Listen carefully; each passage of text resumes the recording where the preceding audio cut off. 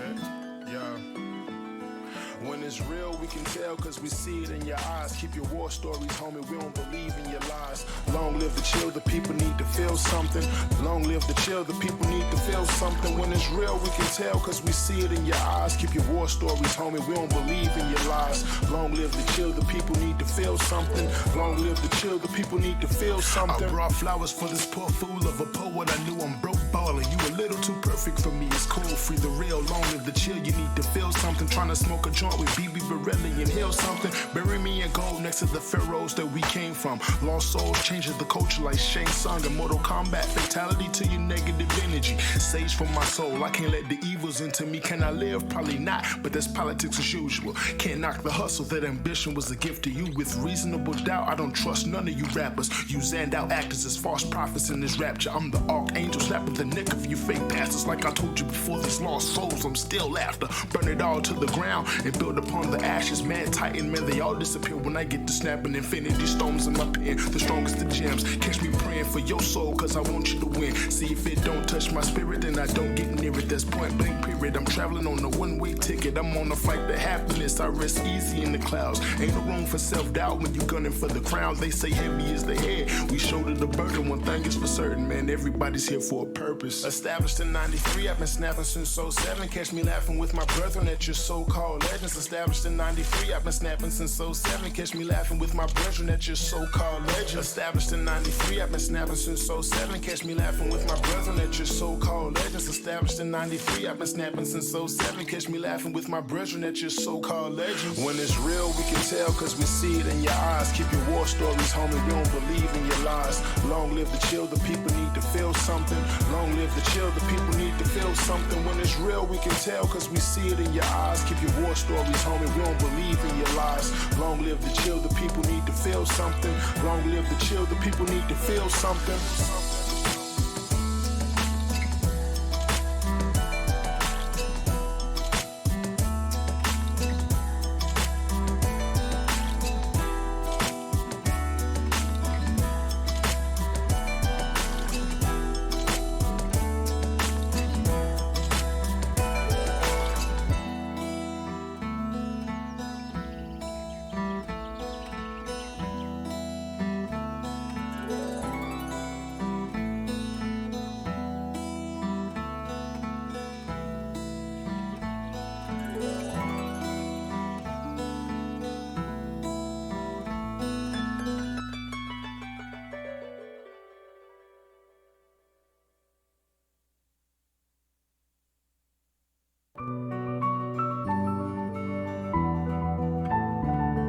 Yeah, substantial and 14, here to do our thing.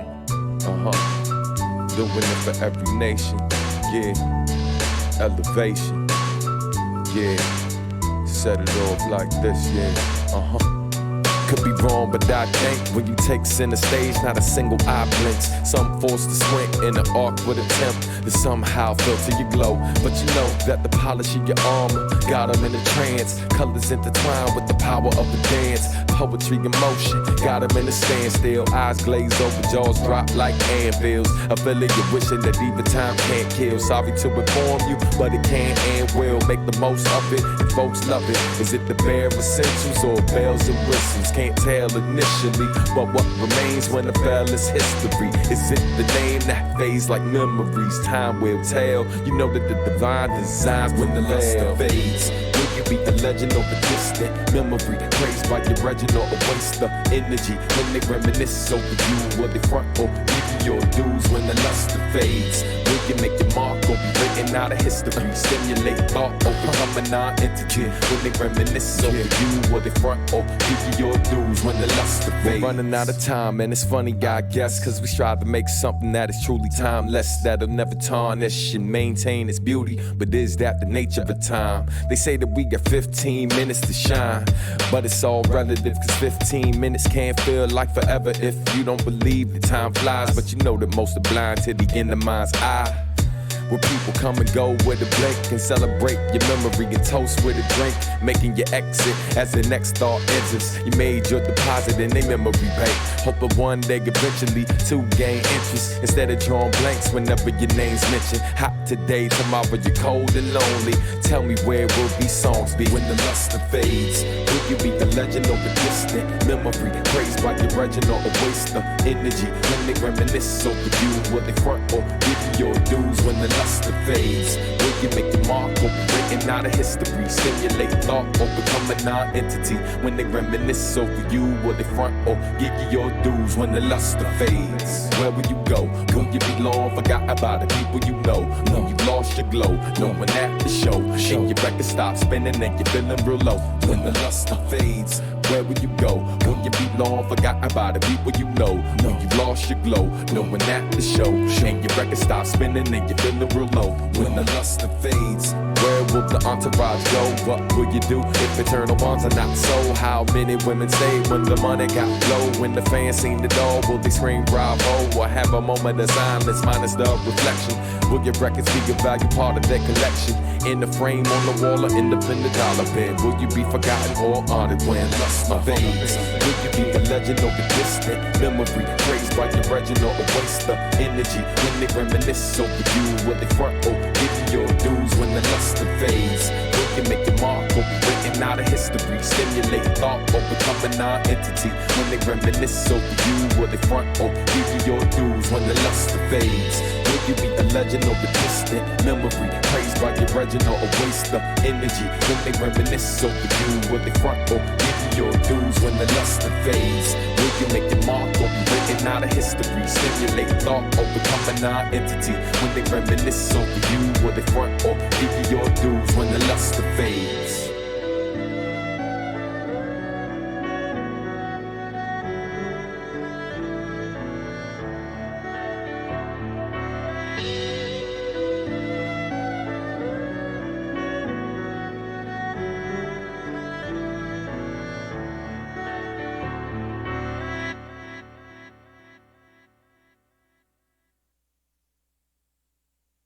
Hey.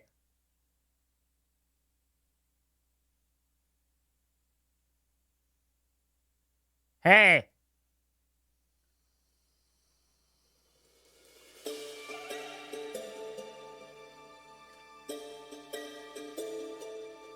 This is unusual, but the gang's all here, huh?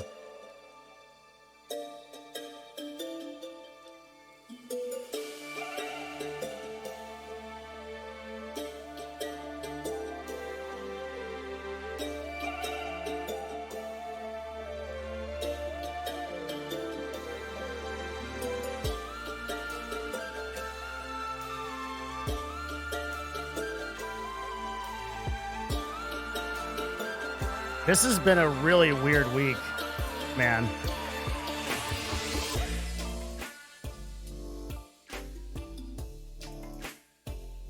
Mostly just been totally unable to stream.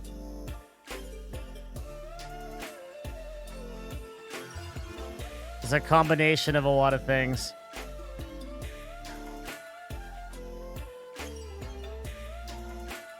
So, we did over $1 million in RFPs just this week.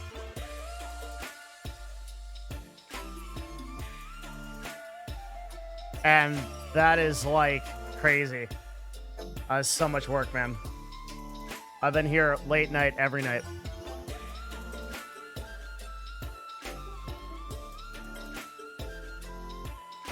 And then on Tuesday,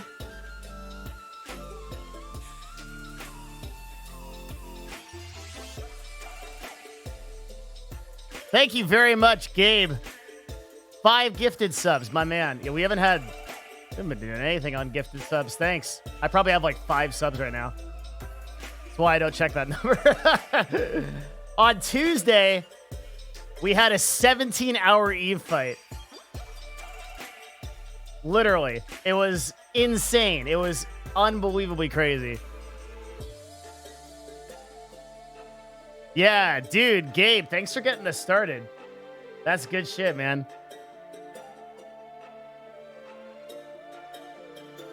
Yeah, that was the best fight I've ever been in any game. Bro, it was unreal. It was super cool. Oh my god. Yo, Dirt, thanks for the 2. Appreciate that, man. Mighty Storm coming in with the 2, 1 more month. Also the tier 2 sub, I caught that. That is insane. Are you hyped for season 5 of The Expanse? Yes, though I would not. I'm not watching the trailer. I'll just watch it when it comes out. Like, I'm not playing Baldur's Gate 3. I'll play it when it really comes out. I've missed streaming because I want to do at least a 30-minute bitch session about why I'm upset about Baldur's 3. At least we got the Artosis thing in this week. We have a good guest next week, too. Always getting a good guest. At least that's happening. But it's a lot of work. We are still looking for people for the lab. Yes, a thumbnail person and a video editor. The post is in my Discord for how you apply. Are you still at your office? Yeah, always. I can't stream from home, or I don't, really. Too much ultra porn on that computer. I'll get banned. You missed me? Oh, thank you. You love the talk with Artosis? Very, very excellent. Big good. Big good.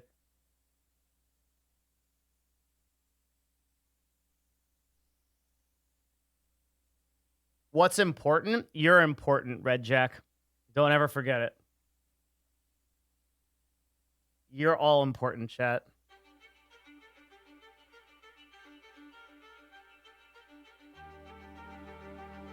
I saw you with an EVE Online mug in a clip. Did you ever play? Do I play EVE Online? No, of course not. What are you talking about? That's a silly question. That game's for fucking nerds, dude.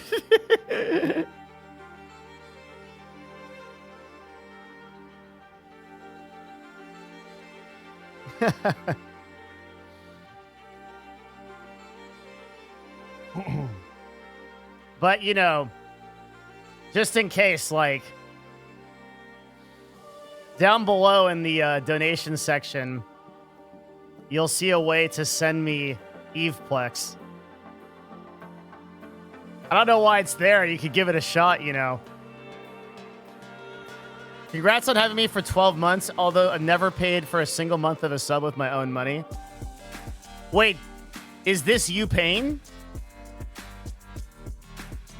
Because you just subscribed.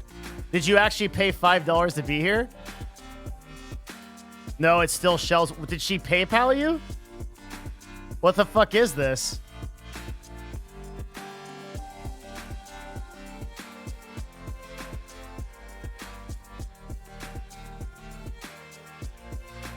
I can't remember what your favorite ship is in EVE. It's the Ark.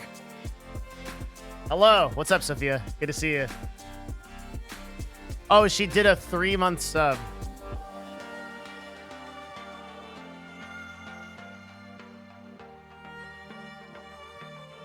$8 p.m. and still at the office? I've been at the office for every night this late. Later. Dude, we have a lot. There's a lot going on. Is there a version of you that does what you do for gaming industry people, but for educators? I don't know.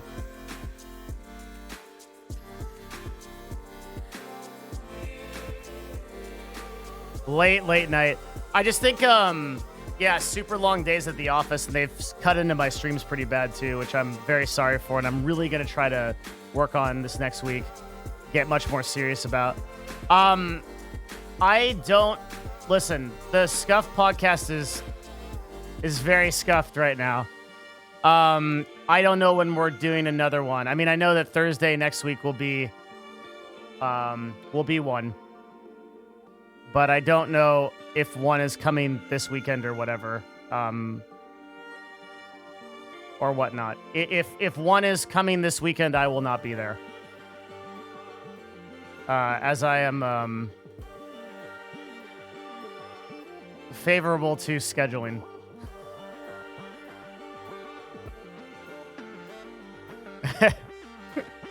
I like schedules. Weekday warrior? It's not that. It's principle. I work on weekends too. It's just...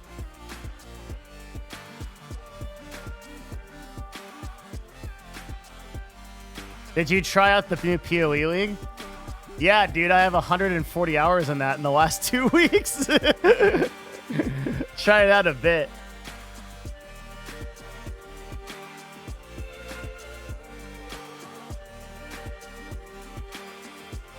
The only thing I'm gonna say publicly about anything going on there is Train should always know he has my support, and he's one of my very few friends on this platform who I trust completely. So I've always got his back, and that's all there is to it. I may not agree with everything he does, but that doesn't change where I'm at for him. That's it. Advice for someone starting an esports org under the age of 18. Don't. That's a meme, dude. Oh, let's play this song. This is good energy. Where do you get this mug? This mug? This was made for me by a Shaolin monk in the Yushanfang district in China. It took a bunch of months to make.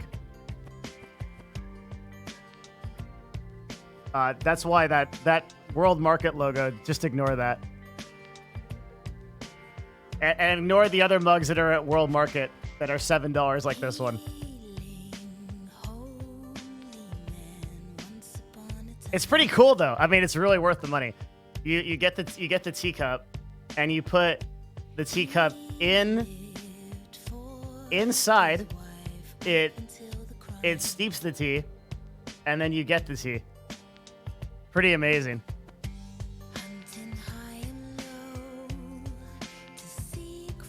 I thought I could trust you. When did I ever give you that? When did I ever give you that notion that I'm trustworthy?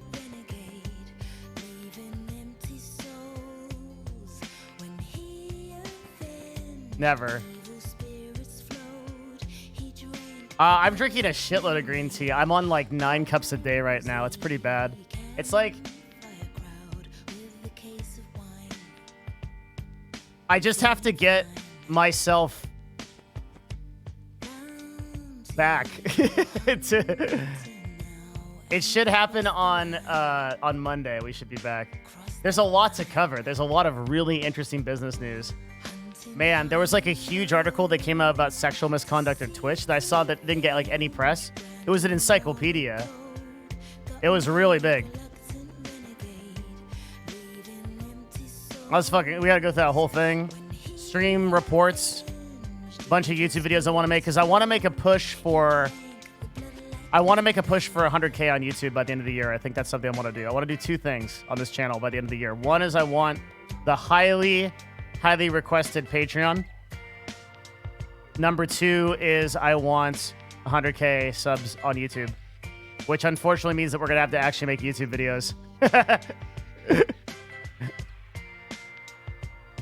I clicked on your stream because of the super cool background. How did you find me? Curious.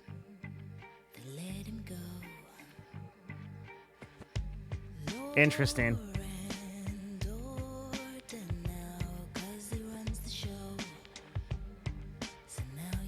The camera is exactly the same.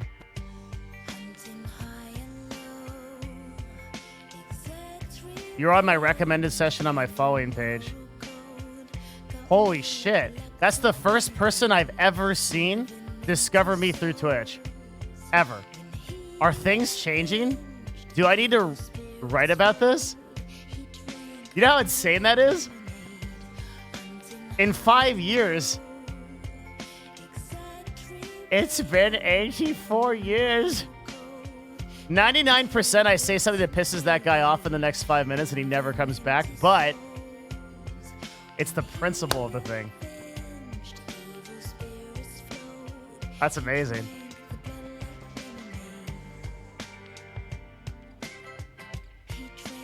That's amazing. I'm not sure I believe it. No, I know it's changing. I know it's changing. Discoverability is changing on Twitch. It's not reliable. It's not a way to build a brand, but assuredly people are getting clicks from recommended, which is pretty crazy.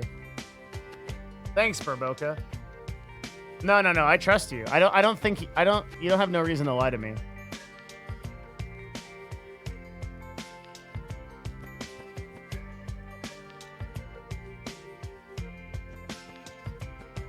Fossil Brand, thanks for the 1. A lot of subs. Appreciate it, dude.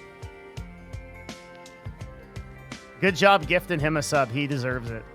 Being the first confirmed person that we've found that's ever discovered us from Twitch search in the last 5 years. This is very good. Shelves, thanks for the tier 16. Can you stop paying for Ojo's sub? This man works for nothing and gets everything. What are we doing? Ojo's blocked? Good. Good choice. What did he do to you? Damn, she sounds pissed. Did he call you a low value female?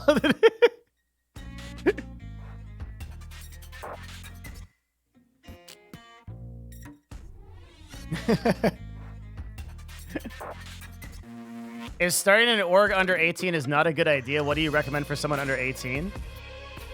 Learn skills, dude. Fucking learn how to unicycle or some shit. Learn something that's actually tangible and good so you use in society, not like run an esports org, which is a fucking enormous meme. Just do so, like you have so much time, right? Like learn pick a skill and learn it. Marketing, sales, improv, public speaking. Yeah, that guy's smart. Whatever. And then use that skill to start a business later. Your esports org will 100% fail if you start it before 18. How do you learn? What do you mean? YouTube? Skillshare? Mentors? Google. There's literally nothing you can't learn in this day and age. You can self-teach anything.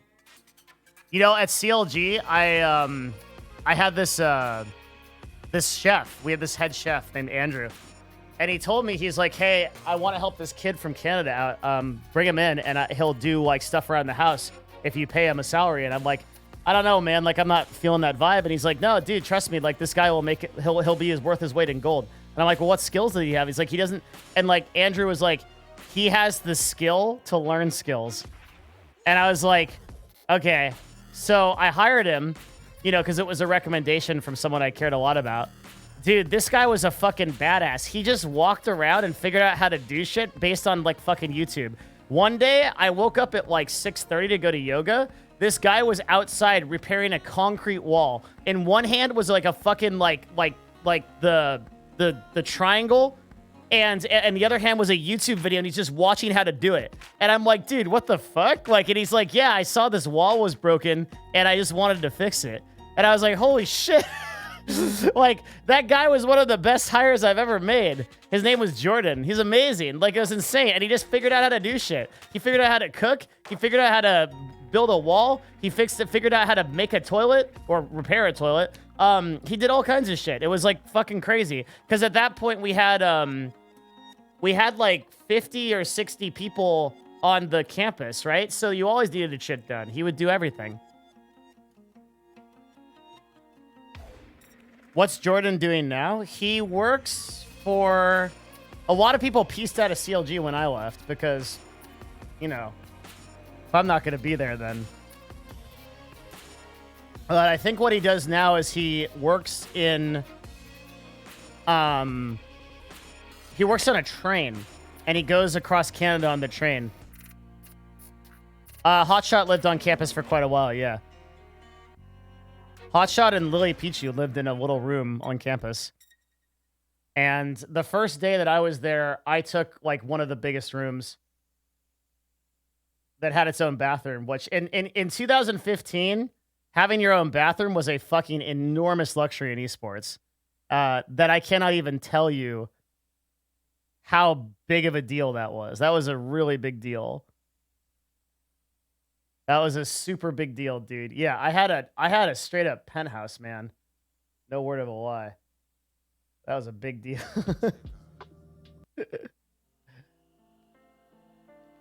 Did you have to install a lock on your door so people would sneak in? People don't care. No, they just open your door at 2 in the morning and tell you there's some problem. Was CLG the first org you worked with? No, I ran Team Dignitas before that. And then I think before that I was doing like consulting for minor orgs. Lily lived at CLG. Yeah, at one time. That's deep lore. Yeah. She lived at CLG. She dated Hotshot. Odie was your boss? He was. Yeah. He still comes around here. I can't get rid of him. One day we'll do one of those deep dives we do with Odie. CLG was an esports team. What's up? What's up, Satan? How you doing, man? Good to see you, dude. Hope everything is going well for you.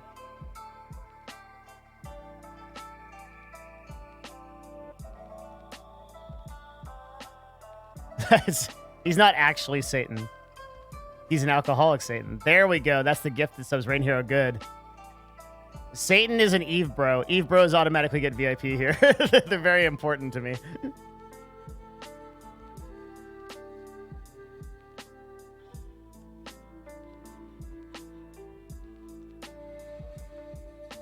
I don't think like modern day Dignitas and like, dude, one of the things you realize, like, man, when organizations sell, holy shit, man, they change a lot. Like, look at Activision and Blizzard. That's like a really good example. It's not just like business people that know this. It's like regular people know this too.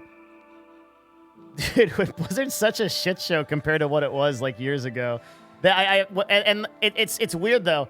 It's weird how it happens. It's like a lot of people cash out. Money makes you lazy. Have you heard of the Eve alcoholic Satan that runs like all of the shit for Pandemic Horde? That's him, dude. That's it. He's a famous person. That dude's a VIP right there. That's the actual alcoholic Satan, the real one. That dude's a big deal, dude. That dude runs a 30,000 person alliance. Like real shit.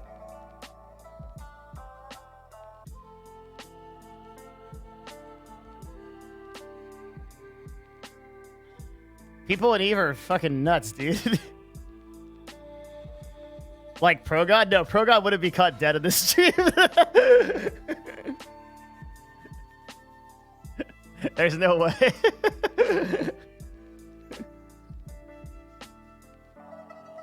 Every corporation that gets acquired at some point is going to be dog shit. And I have to think about why this is. I think what happens a lot of the time is that corporations and people within them, like executives within them, they get lazy. They make too much money. They cash out. Look at Twitch right now is like a really good example. It's like the people that built Twitch from the ground up, they have Amazon like stock options that are all coming up. And so they're just enormously disconnected from what's going on and don't have to give a shit. And so they are like, they're just checked out. And you can see it too. Like over the past like 3 or 4 years, I knew all the original guys at Twitch. I don't know a lot of the new guys. But a lot of the original people at Twitch, I just saw their evolution as executives over the course of like the last 3 years. And some of them are still in and they care, but a lot of them don't give a shit. And they're interested in other things. Some of them are doing VC. This is the problem with Emmett. This is why I've said like publicly that I think Emmett should step down for so many reasons. Right, is like he wasn't a very good CEO for where Twitch is at right now in the first place, but add to that he also has the cash out problem and like doesn't give a shit. So it's just like we're so dated for a new CEO at Twitch. We have needed a new CEO at Twitch for so long. I can't believe that dude is still around. We're never gonna have a cohesive community or or anything that actually resembles it if we don't have that happen.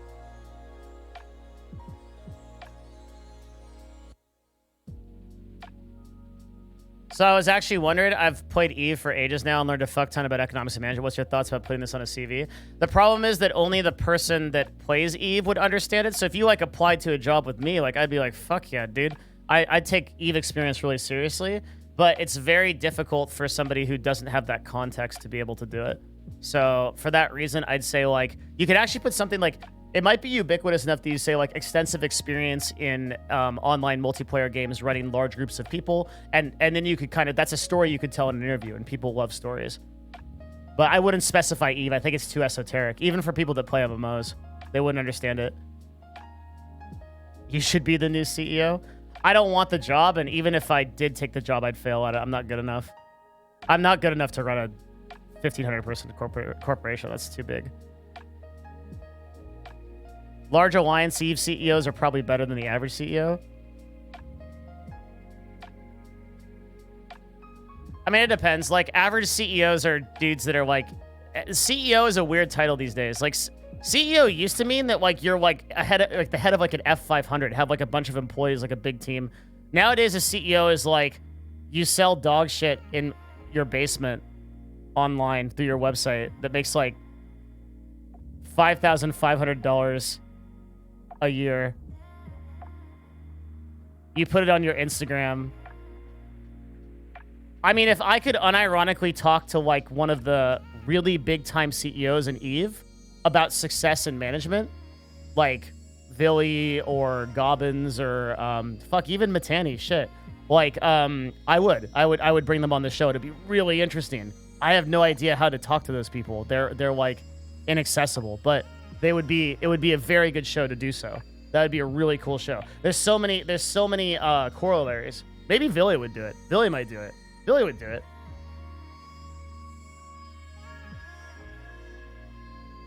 I don't think Gobbins would do it. I think Gobbins is like some kind of celestial being that exists in like the astral plane. And I think Matani would do it because he would want the press, but I don't know if I'd want to do it.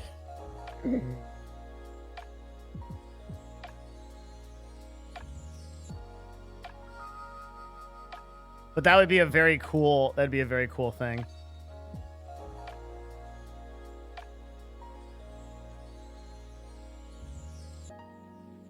Labels like CEO and executives have been watered down by posers. Everything has, bro. Yeah, for sure. Like, all entrepreneurship is posers now. It's all clout. Everything's clout now. Social media changed that. Everything's clout. It's all like how clouded up you are. Even that's the thing, is like, we respect influencers based on their following numbers, and we don't have any idea of what their revenue is. A lot of them are losing money. A lot of influencers are burning cash, even big ones. And that's kind of interesting to think about, right? Like, it's like, oh, we tend to think that person with like 5 million followers is like a really big deal, but like, maybe they're losing like tens of thousands of dollars a month. It's pretty crazy.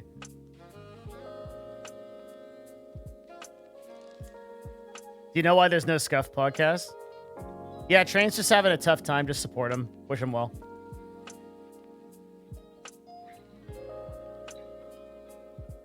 What do influencers think their end game is? The ones that are realistic know that they have a short fuse, and they're probably trying to vacuum up as much money as possible before they fail and go out of relevance.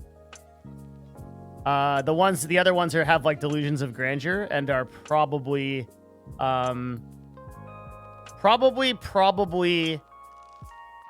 thinking they're going to become like the next Logan Paul. How do I get into Eve? I think that the most realistic way to get into Eve is to join a corp called Pandemic Horde. They're people that I've talked about a lot, and I think that they have a really good handle on the game and treat new players very well. If you... it might be your home for a very long time. Most of the people that we recommend end up joining Horde, and they end up liking it a lot. It's a really streamlined system. The people in the game have worked really hard to get like people to sort of like streamline the process of playing Eve, which is otherwise like very difficult. That's generally my only recommendation. It's a great place to be. Really, really good people in it too.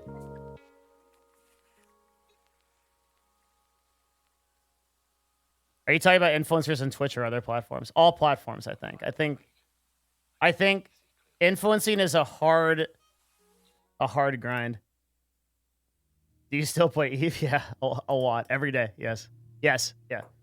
I was joking before when I said it. I have 6 accounts. Actually, do I have 7 now? I think I might have 7 now.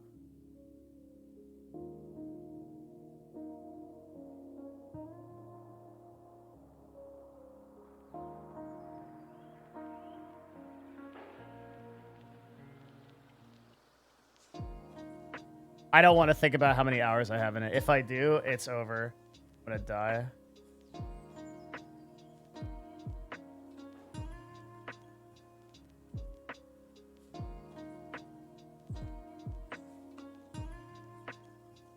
There's more long-term money to be made managing influencers than being one. I mean, imagine... Yeah, that's true. That's why I'm doing it. I don't really think anybody should pursue... And maybe not just influencing, but also just like anything for clout or the money or the fame or whatever. I think it's always the wrong reason.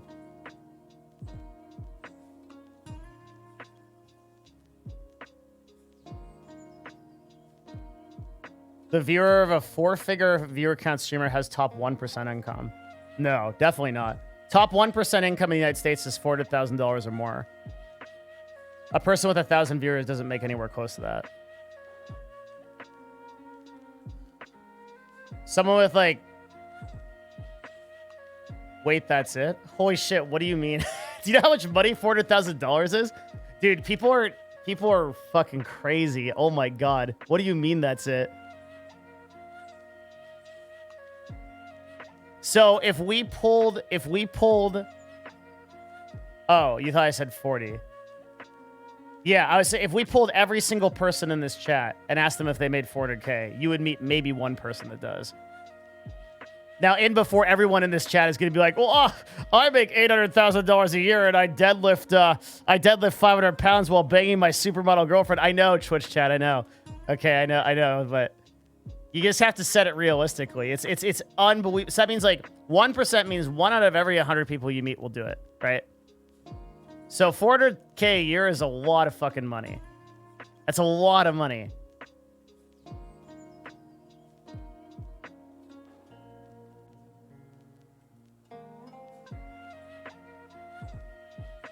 I bang my 500-pound boyfriend. Is that the same? That's the same, yes.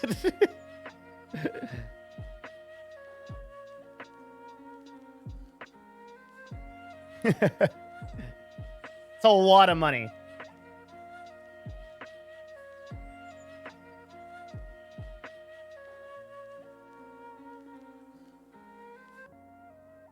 I've had delusions of grandeur about content creation, but after watching your streams, I've realized it's a hollow goal. I'll spend several months thinking about what I can do to bring value to my community. That is also going to make you happy, dude. Like, you're not going to be happy at this, like, super clouded up, famed up, money up. Just go look at, like, dude, this is something that, like, I need to do I want to make, like, one of those really dramatic YouTube videos with, like, the music and the deep voice. And just tell people, if only people realized how I'm at a point now where I know the lives of a lot of the top streamers. I don't really know a single one that isn't like super fucked up in some way. Like I can tell you, I promise you, beyond a shadow of a doubt, that almost no full-time streamers are happy. They're fucked. They're like addicted to something or getting drunk every night, or they're just not fulfilled. They're just not fulfilled. And it's because like you can say it over and over again, and people won't believe it, but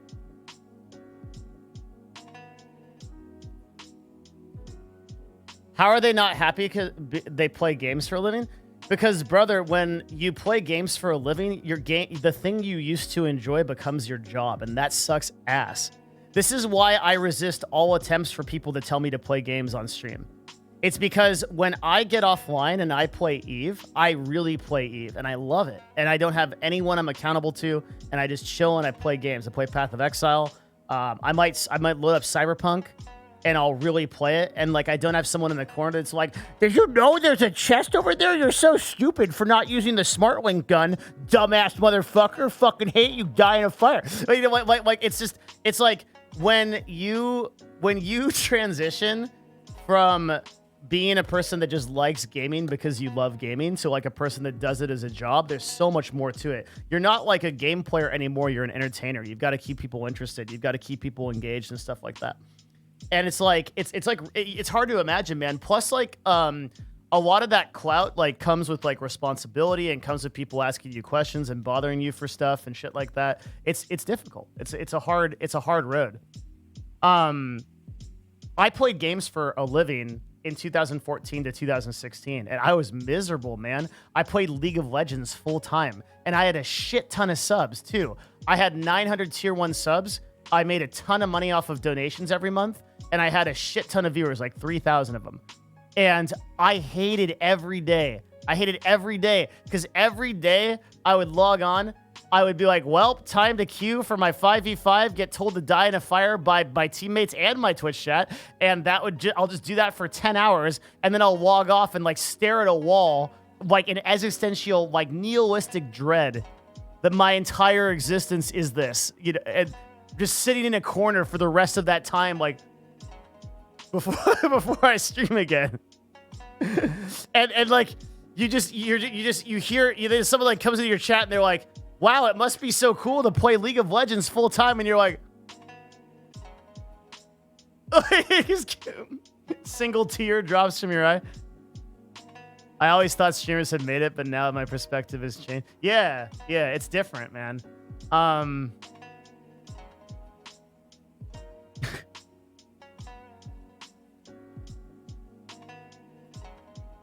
It's different. For every exception, for every rule, there's an exception. There's streamers that genuinely love their job every day. But not many. And not many at a really high level. You're welcome, Varsity Esports. Thank you. I'd say it's like 1 in 100. What top tier streamers do you think have a good work-life balance and are still happy?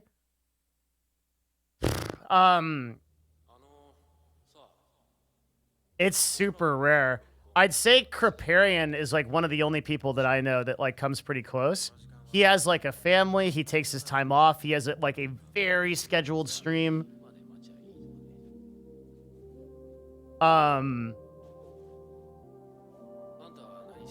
He's like he's just like chilling. Yeah, Coke Carnage is in that list too. Very, very firm hours. He knows like he's just got anybody with their boundaries set up.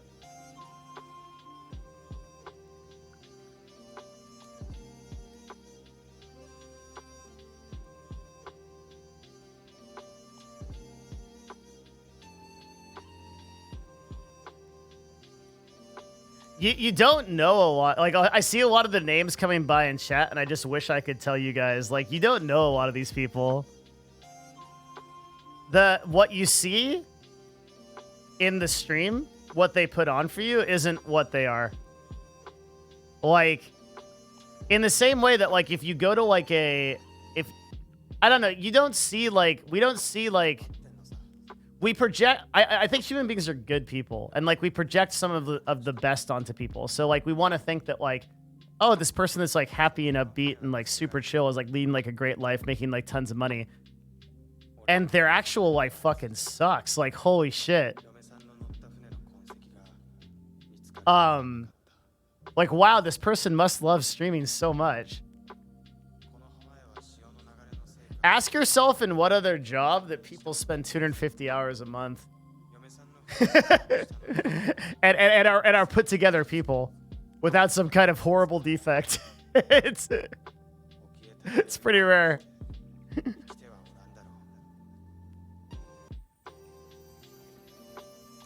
They have to.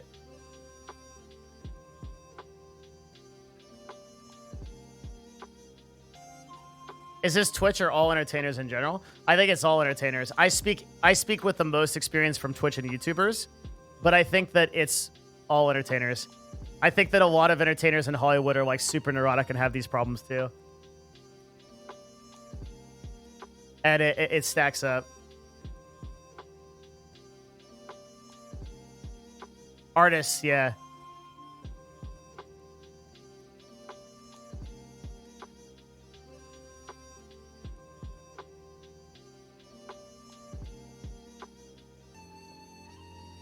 I think we need to cover that next.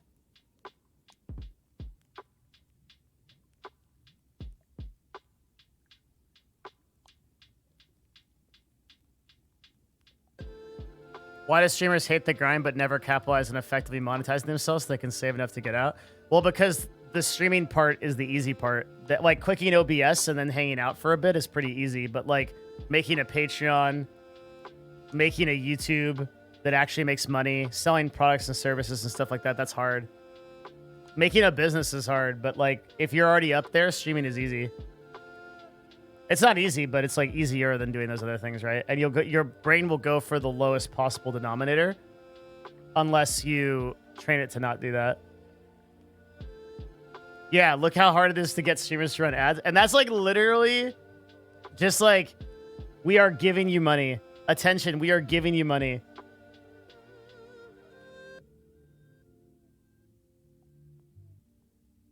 We are giving you money and you can't do it. Even now, all of this, so we're running a lot of data on this, and all the data that we can show at this point shows that it's beneficial for viewership to run ads. The only other streamer that I know is that knows this is SFan TV. He's the one that's talking about it on Twitter and stuff like that. Because ads disable pre-rolls, which add more viewers, and mid-rolls being disabled too makes it so more people stick on your stream.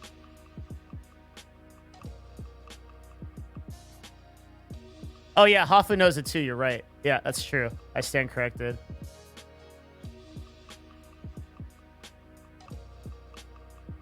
People don't understand how damaging that pre-rolls are to the streams. Most people will not sit through a pre-roll to watch your content unless they're a big fan or they really are interested in the thing you're doing right then.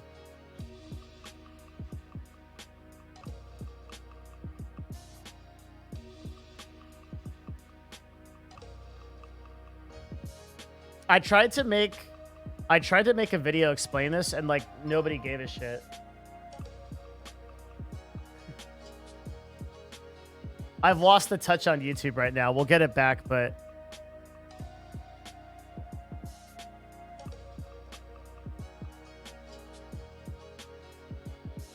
the biggest danger to Discovery right now is pre-rolls, I think. Why everyone's wrong about Twitch forcing mid-roll ads explains it. Actually, that's a lie. It did really well. I'm lying.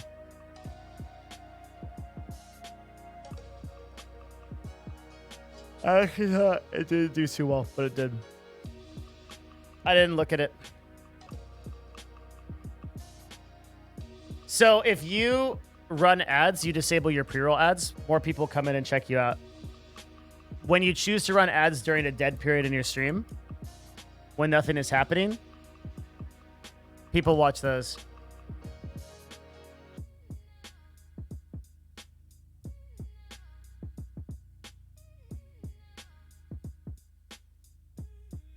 Do you know if you could block ads together? You can't, because the way that Twitch works, right? The average Twitch user stays on the platform for 108 minutes, right? So you don't want to make it so people can't see ads for like 3 or 4 hours, because those won't be the same people. They'll be different people.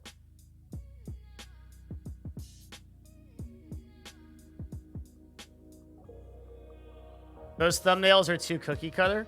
Oh, okay. Dan2L, if you would please link your YouTube channel with more subscribers than me and show me how it's done. I'll wait.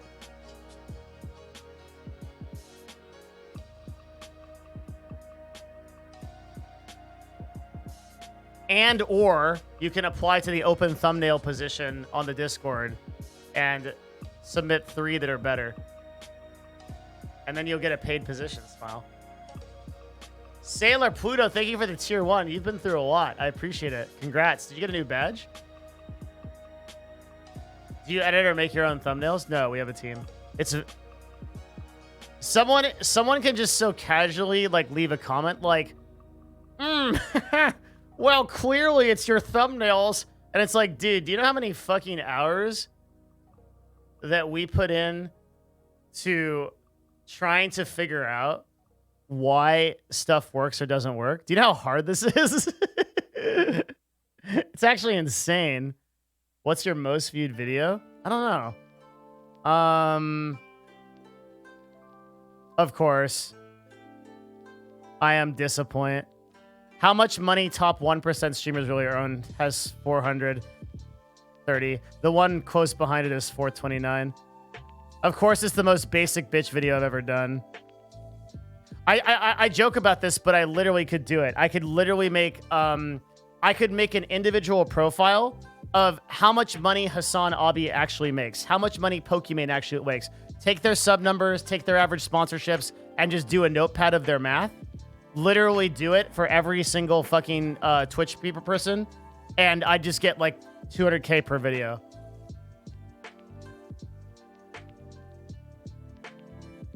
It's butt detonating. I'm really glad that this video did so well. Exactly how to grow from Twitch stream from 0 to 100 views. It's actually kind of insane that it did that well.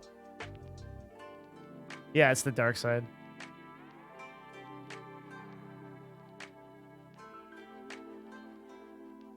I've seen you recommended to me on YouTube before. Oh, that's cool. Yeah, the Arcadum video is in the top 10 too, which is really neat. That's actually super cool. That's doing so well. That's one of those weird ones where I don't actually know why it's doing so well. It's not Arcadum's core community. It's a lot of people that are interested in D&D. And a lot of people told me they discovered Arcadum through that video. YouTube is weird, dude. For everything that I know about Twitch at this point, I feel like I really understand Twitch. And like I really know a lot about it. But YouTube, man, I feel like I've got like nothing on YouTube. Even after months and months and months of crunching numbers and figuring it out, it's so hard to do YouTube well. YouTube feels like a science. YouTube feels like there's always something you can do to make it better. But like figuring out why videos do the things they do. And like people will guess, but you make 50 to 100 to like 150 videos. And you're just like no closer to knowing where you were than before. I discovered you in Arcadum through that video. That's awesome. That's super cool.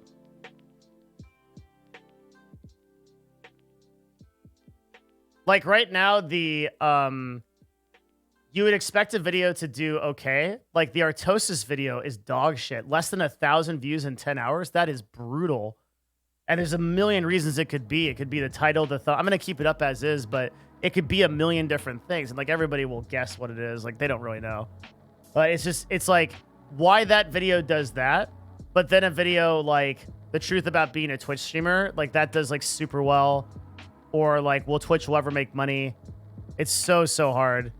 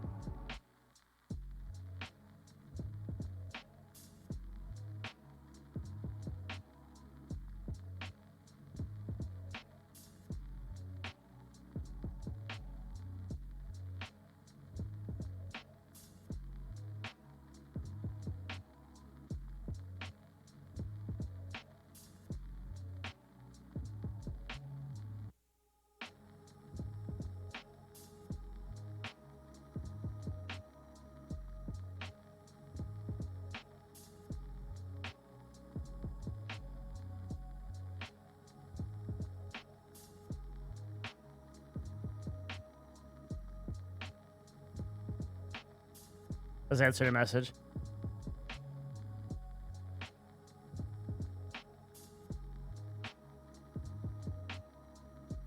Yeah, it's hard. It's really hard.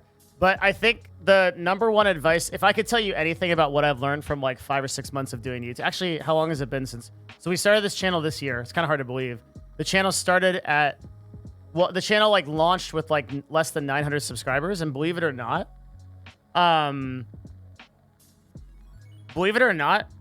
our goal for that whole channel was 10,000 subs this year for the whole year. Because like when you think about it, that would have been 10x in its growth. The fact that we got to like 83 and we're pushing for 100 is like fucking awesome. It's unimaginable. But if there's one thing I learned from that, it's that you just have to constantly try shit. Most of these videos that are failures are videos where we're trying something. Most of the videos that we succeed at are also videos that we are doing. So like the quick to save gaming video, that's like a test, right? This one right here, this is like with like the meme thumbnail. This is like a hardcore test. We're really trying to figure out what is going to happen if we do a video like this. This video right here, we need to talk about the gaming industry, which actually did quite well.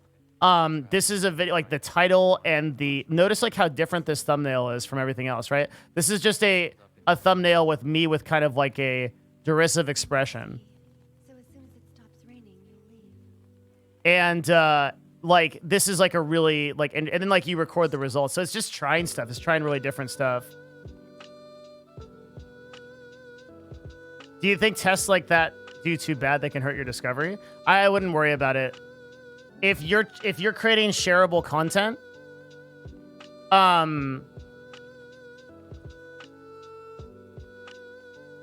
then I think that it doesn't matter. I think that if you're creating shareable content that's really high quality and really adds value, then like YouTube will always give you a shot. You can't like tank your channel like you can on like TikTok or whatever. Can you buy me a 3080? Yeah, sure. Just send me the money for it, dude. I got you.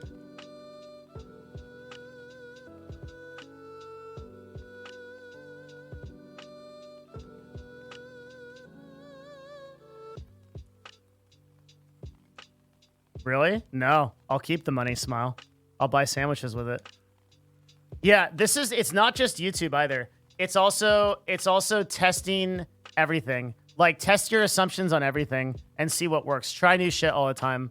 Like when I look at YouTube channels that are kind of stagnating, I see them kind of doing the same thing.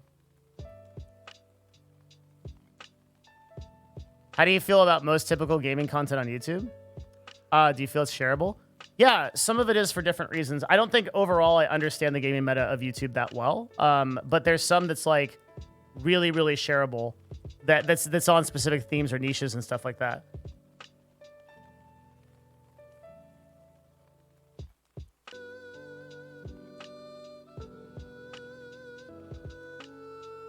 Any advice on creating content on a game that doesn't have many fans? Where do they live? Where do those fans live? Find them and then make content there.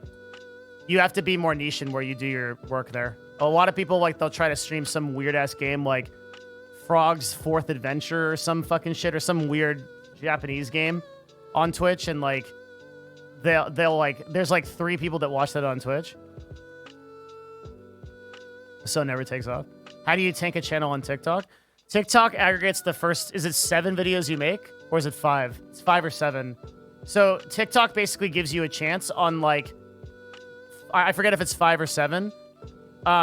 It's in our TikTok channel somewhere on our Discord, but it's basically TikTok, like first 5 or 7 videos, they'll serve that to a huge audience and you'll get a shit ton of views on them. This is why you'll hear a lot of people on TikTok say the first 5 videos I did really, really well. Like they got like thousands of views, and then all the next videos did dog shit. They got like 5 views. The reason that happens is because the way that TikTok works is you make a video, your first 5 videos, they blow up. TikTok wants to serve them to as many people as possible. If you fail in those videos, then the videos that come after it don't get served as much. So you'll likely have to, you could still climb, but it's so much harder.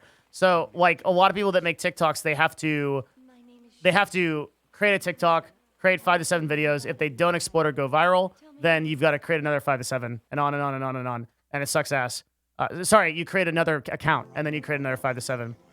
So when we did our TikTok challenge, we did that challenge for $500 for a person that got the biggest brand on TikTok after a month. Strife, congrats on 6 months, man. Congrats on your new badge. We did it in such a way that a lot of people that were at the top were recreating their TikTok accounts over and over again just because of the way that the algorithm works. I don't generally recommend anybody try to build a brand on TikTok. I don't think it's good. There's like a lot better channels for it.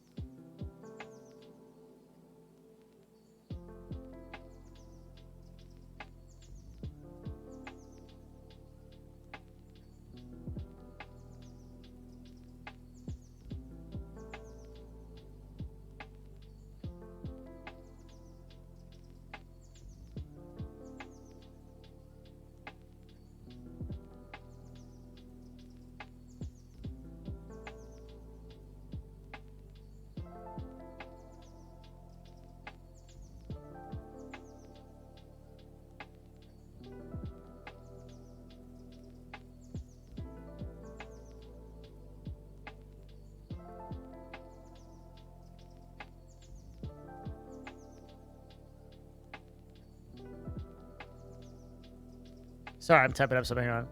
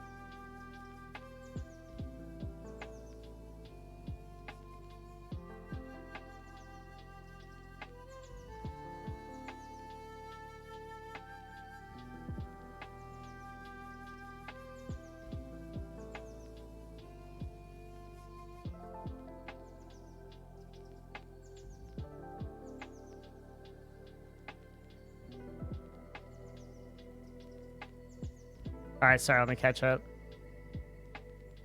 Some of my younger members of family members can say they can make money on TikTok. Nah, dude, that'd be hard as fuck. Like, you need to get some kind of sponsorship relationship with somebody that's gonna pay you to do it. But like, so few advertisers are investing in TikTok because it's only 6 seconds of impressions, which like really blows, and like it's all fucking 12-year-olds that don't buy shit. But this is probably like your younger sister or brother that's like, I'm gonna be a TikTok star. And it's like, just humor them, man. Just pat them on the head. Be like, of course you are. What's up, Sneezes? Good to see you.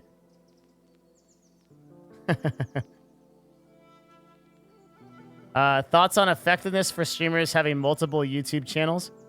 Only if you're huge. If you're a top 0.0001%, like broadcaster, then having multiple channels is beneficial. If you're, I'd say like 1,000 viewers or below, nah, just stick to one.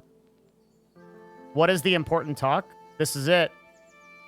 The real important talk is, I think before the stream is over, I'm going to kind of organize my thoughts and like the content we're going to do for the next week, just so I can get my shit together before I peace out for the weekend. I'm 65 and I'm going to be a TikTok star. Bro, I'm 65 and I fucking tried that. Don't do it. You're gonna be fucking Bill Nye the Science Guy, but super awkward. Like, hello, fellow kids. Would you like to learn about investing? Like, I sounded so fucking dumb on TikTok. I could not even tell you, dude. It was like, you would not believe it. It was insane. Oh my God, I was so awkward on TikTok, man. Like, that platform is not for me. I'd come in, do a fucking dance, and be like, invest in the S&P 500. I can't even do it. This is so bad. Like, you just don't even want to, like... I don't ever want to go back on TikTok, man. It was so bad. Oh, my God.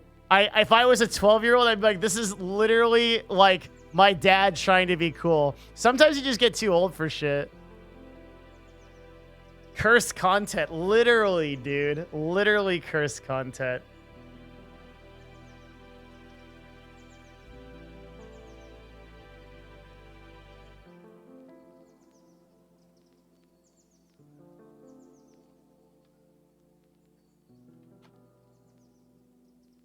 Do you have videos with general tips for new streamers?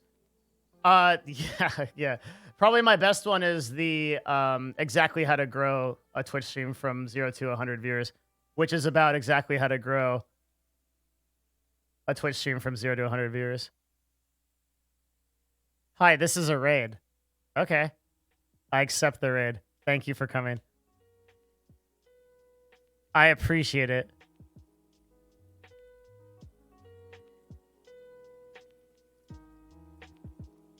I appreciate it.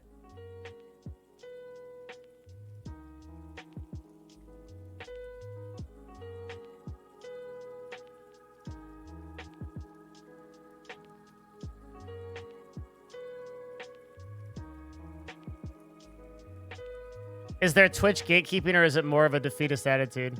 I don't understand. What's the context of your question? Do you think it's worth running external ads on platforms to pull in viewers to your Twitch channel? No, we've done that. We spent thousands of dollars doing that. Never, ever run external ads. Never, ever do it. Your bounce rate is too high. Nobody will stay. Hi, I posted some of my work on LinkedIn, and a day later I got an email inquiring if I do consulting as an investor. Pacha, my man, remember me when you're a billionaire. I'm expecting that sub. I'm expecting that sub, buddy.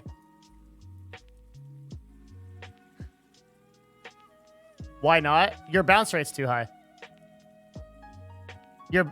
So targeted ads, digital ads are only really good for when you're selling a product.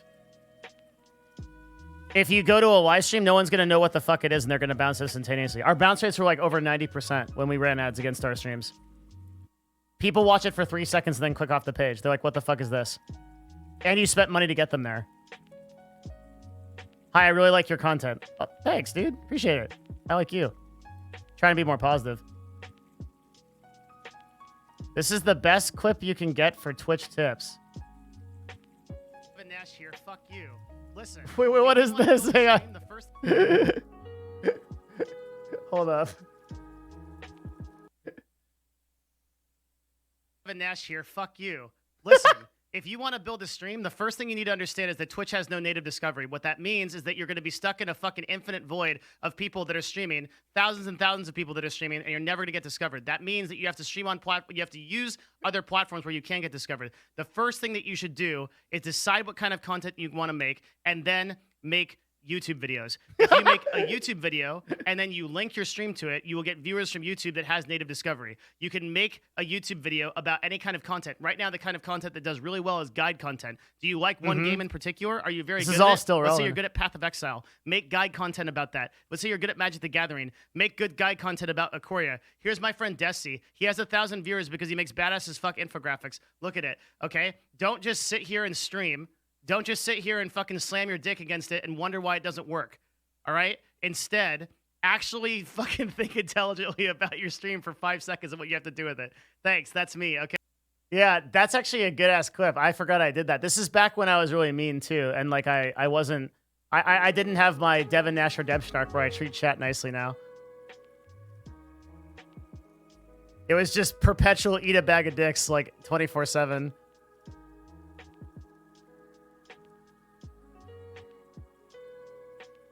It seems the same. It's not exactly the same.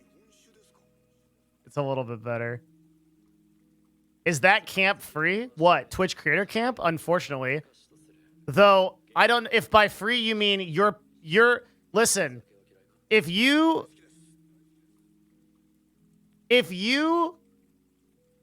spend time on Creator Camp, yes, it's free, but is it really? Because the price...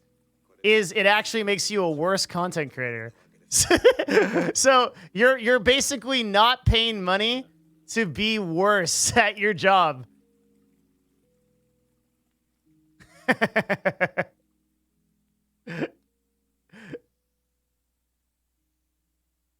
Holy shit. So what do you think about Twitch implementing ads on VODs? It's amazing. Ads on VODs are going to be another source of full-time income for big streamers, which is super cool. And not an insignificant source of income for smaller broadcasters, too. It also normalizes VODs. I'm a big fan. I'm a huge, giant fan.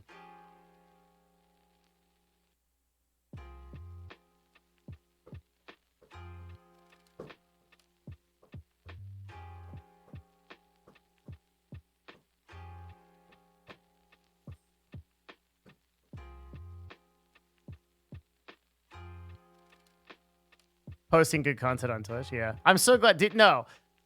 Okay, Twitch chat, real talk. Can we have an honest talk together? Do you feel like I've been nicer over the past... How long has it been since I had this wake up? No? Man, fuck you guys. I'm going to go back to being a... Oh, wait, yes. Okay, yeah, okay. So, yeah, thank you. See, like, I really appreciate that. That's really... It's like... Why are you being nice? I'll tell you why. I had a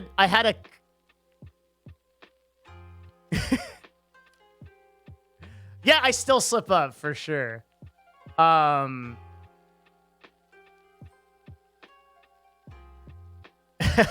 up, I still like Eve.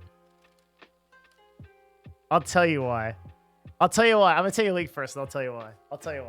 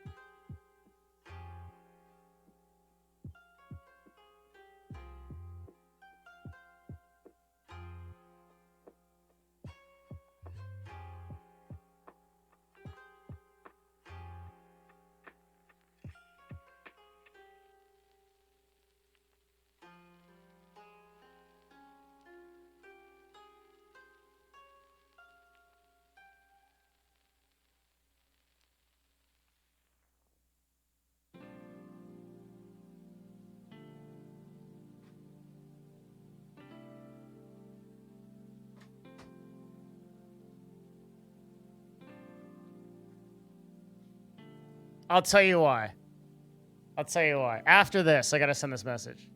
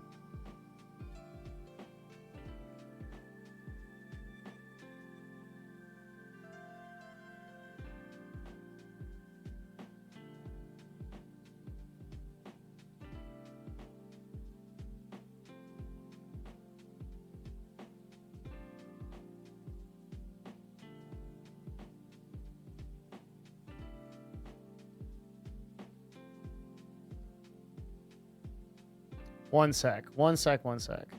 I'm typing up some stuff.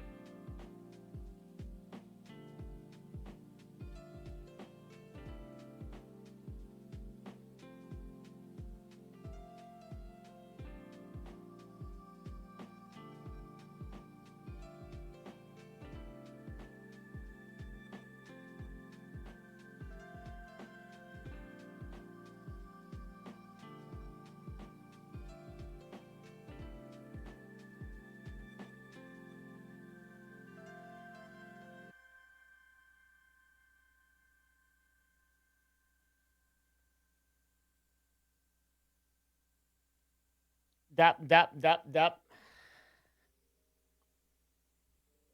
Where's my music, dude? What? Oh, we're switching songs.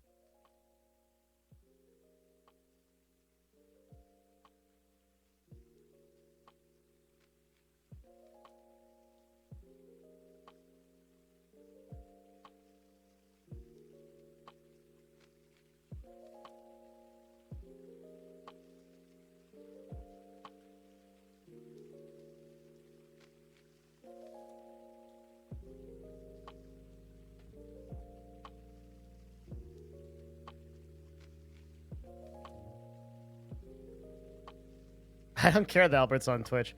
Hey. Oh, what's up? Cough. Good to see you again. Thanks for the tier 3, dude. Shit.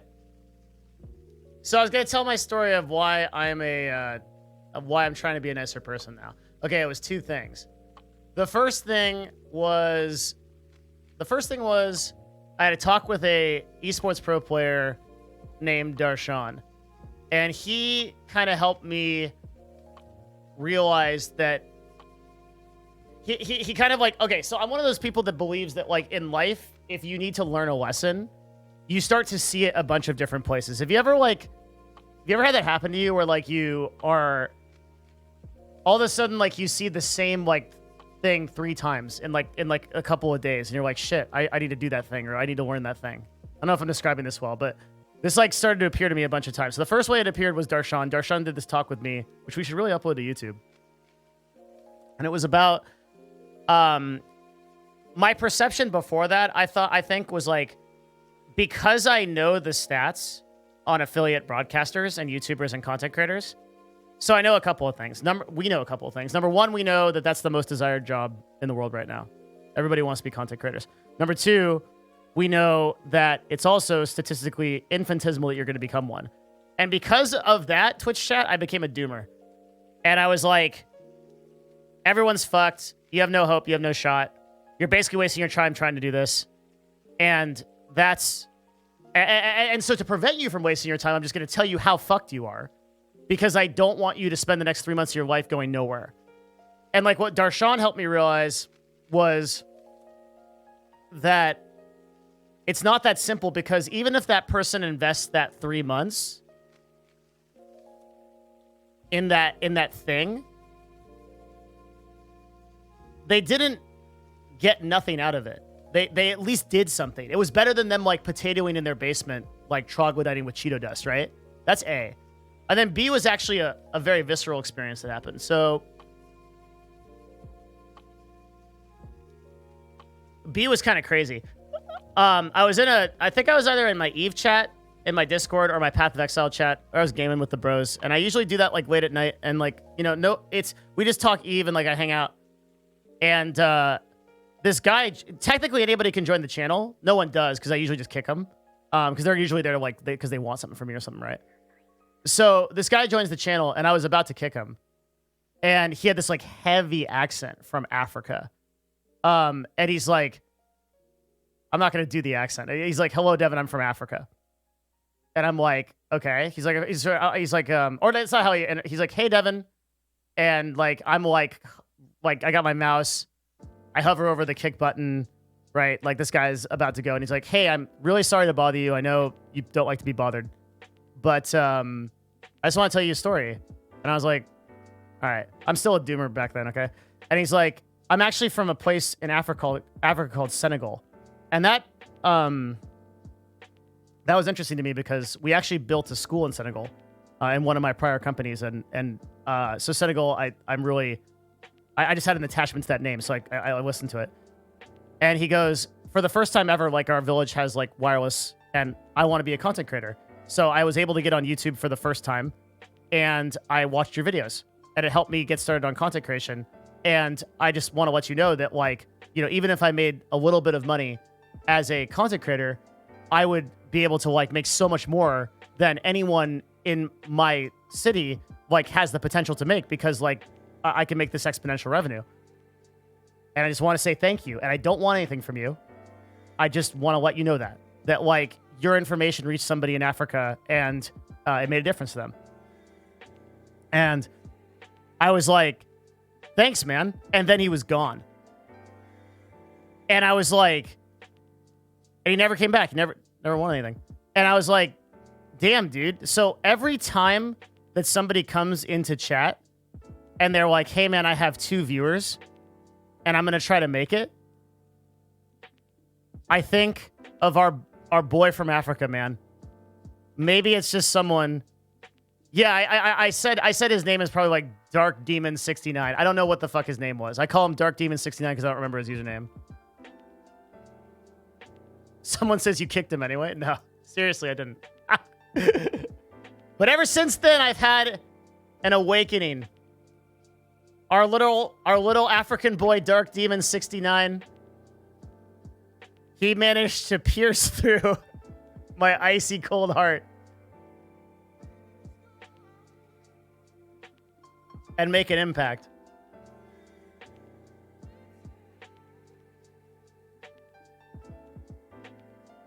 I've been nice ever since then. I'm trying way harder. It's really hard.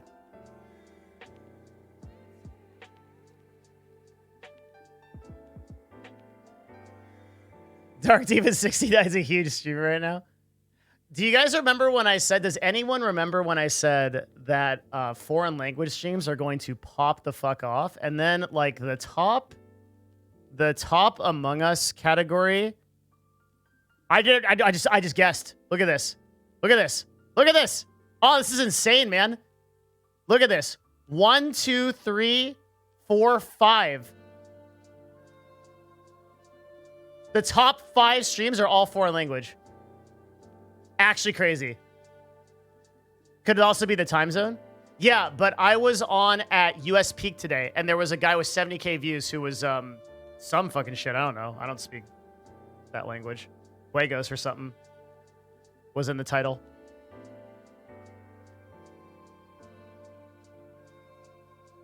It's 1 a.m. in Brazil? Oh, shit. Probably from Florida. Yeah, so, but, okay. 6 months ago to 7 months ago, you'd probably never see a, you'd probably never see a foreign language stream, like, get that kind of prominence. It's very recent. Does sign language have a place on Twitch? I don't know. I don't know that. I've never seen it. I don't know. Yeah, speaking Spanish, and so the real untapped market right now on Twitch is Mandarin. Even though China is locked out from Twitch, there's a lot of Chinese people outside of China that will watch Twitch. So Mandarin is the second most spoken language on Earth, or third. Bunch of really big potential in Mandarin right now. There's no successful Chinese speaking streamer yet. Spanish is the obvious one. If you speak English and Spanish, big. Russian gets a lot of views. There's not like giant Russian streamers, not that many, but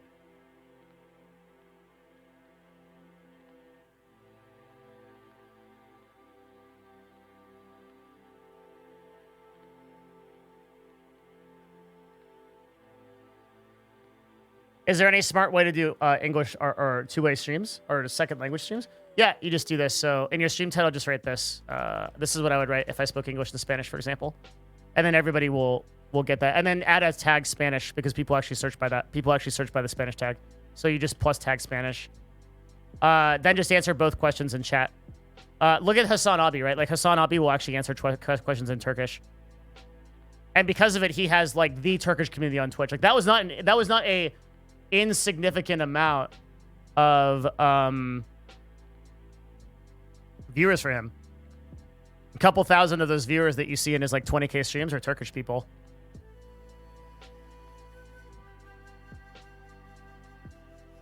Why is the Spanish scene so big on Twitch? Because all of these platforms are just representative of their respective demographics. A lot of people on Earth speak Spanish. So a lot of people are going to know Spanish. So a lot of people are going to understand Spanish in the context of Twitch. Basically, if you have a platform with like XYZ users, a certain percentage of them are going to shake out to be the same demographics as they are in real life, right? We have a very diverse, and it'll be a little bit skewed, right? There'll be more males than females, for example. But for the most part, like language demographics and among gamers and stuff will shake out, especially as these platforms start to become more widespread among other countries. Did you talk to your buddy Train? Is he okay? He'll be all right. Yeah, he's fine. The Tagalog tag on Twitch is very low. Yeah, Tagalog's great. I mean, very peculiar, but the thing is, like, just because you have a niche audience doesn't necessarily mean that you can't be incredibly successful, right? How many people are in the Philippines? It's like 60, 70 million, 100 million. So that's a good audience, right? The vast majority of those speak Tagalog. So yeah, it's good. My girlfriend speaks fluent Tagalog and it helps her out a lot. You wouldn't expect for a second language to help you out as much as it does. Even an obscure language. Yeah, I'm still answering messages. Hold on.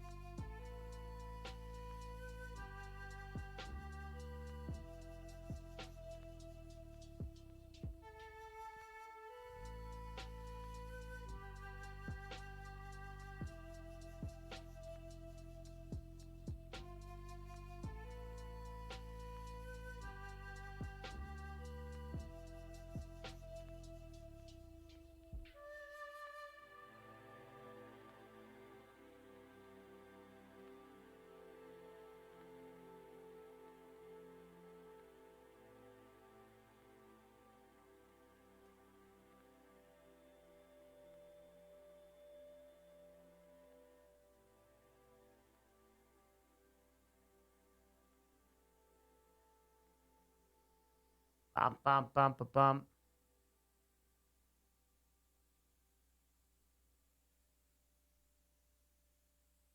Here, let's pull this up. In a minute, we're going to do our next project. Sorry. Filipino streamers get 60K viewers on Facebook Gaming? No shit. Can you link one? That's fucking crazy. Holy shit. Is this a usual thing? What, me responding to messages? I'm just in a conversation right now, so I'm just like finishing it up. I acquired Brime. Nice. How much did you pay?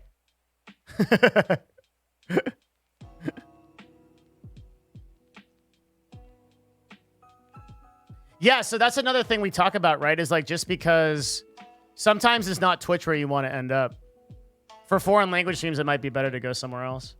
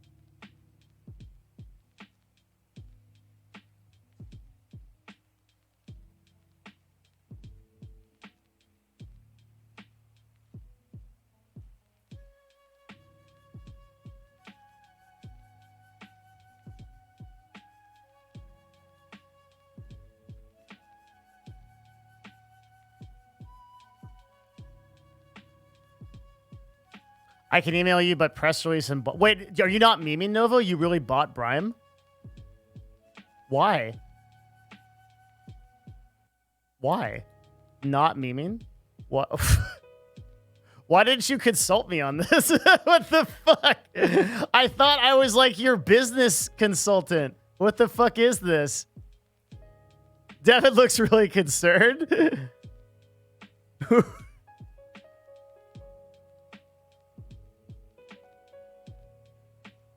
I don't believe you. I'm in their Discord. If Novovu wouldn't lie to us, I don't think.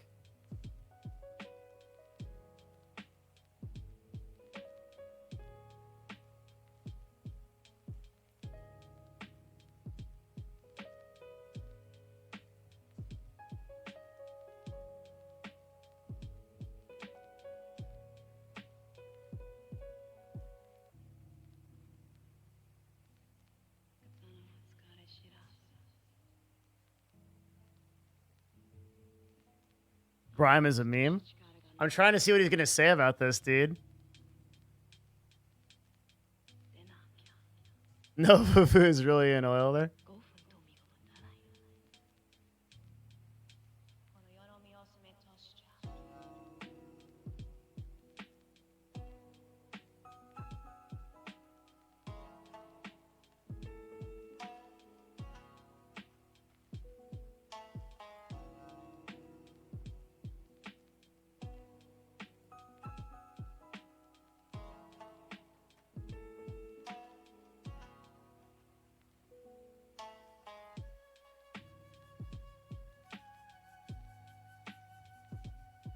I don't know if he's memeing. He didn't respond.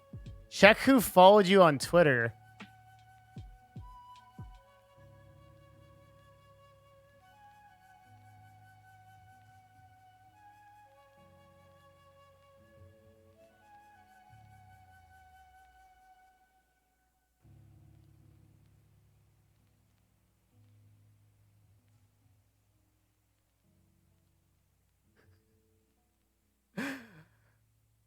Okay, dude.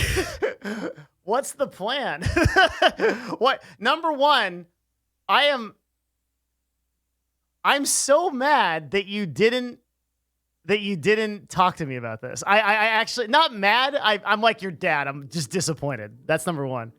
Number two, like, what are we doing? You watched my video on how, I'm not saying like it depends on how much he spent on it. When I talked to the Brime guy, that guy was like super duper thinking that website was going to go somewhere. Unless he was like 100% in character, and that dude was like the best RPer I've ever met. That dude thought he was the next Twitch 100%. And then I made that video. He's about to gift Brime. I'm just curious. Novovu's like a really smart guy. He has like some reason for doing this. Or yeah, he got a fucking hell of a deal. I don't know what's up. Maybe he'll explain it. I'm not sure.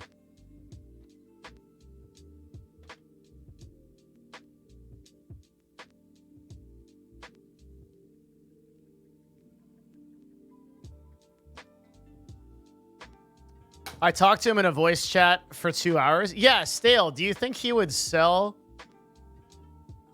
Okay, I don't expect it to go anywhere, but I have a team of devs that will work on it as a side project. We have a few ideas.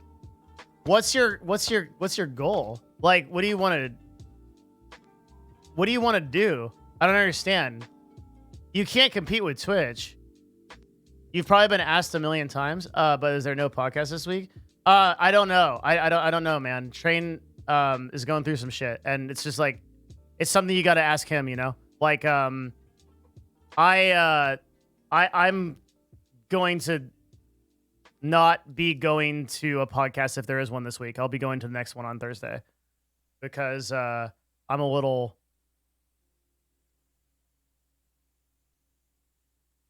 I like schedules. That's all. Yeah, like, it's really surprising to me that the Brime guy would sell it. Like, I don't know if he had like a... Why hasn't YouTube destroyed these platforms yet? Which platforms? Brime is not a platform. Brime is not... Trovo is not a platform. These are not places where real people exist. Like,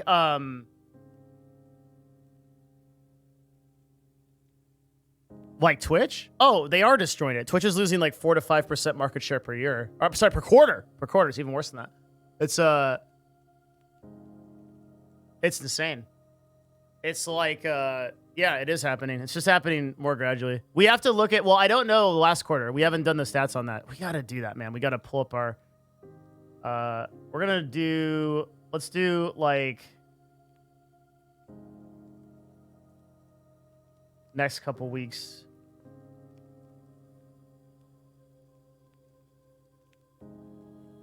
Novavu's defense, even if Brime is Dooms, things like Beams sold for many millions and then still failed, the founders can still make out like bandits. Yeah, that's true. I think I'd have to do a lot of thinking about this, man. Like, I don't know. I think we're in a different ecosystem than that. I'm not sure you can sell a streaming website like you could when Beam sold, or like when Mixer sold. That was a different time. This is a time after that where like, but see, the thing is like, you could acquire Brime and you could make it into a totally different thing. Do whatever the fuck you want with it. Depends on like the ownership he has. My real thing in this right now is that like, I'm like Novavu's like, I thought I was Novavu's like consultant slash like little imp demon that sits on his shoulder and tells him about business shit. And now it's like he just did this huge business move. Novavu is one of the biggest supporters of this stream. He helps the stream a lot. He has individually done enough to support the stream to create entire sections of the lab. He's super cool. All right, I want to do this. Content ideas.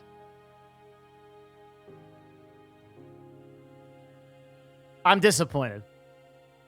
Devin even named his new company after him. I did, that's right. Do you know what he does for work? I'm not going to tell you. He'll tell you if he wants, dude. I ain't going to tell you shit about him. He's just he's a very smart business dude. It's because he didn't do the T tutorial? Man.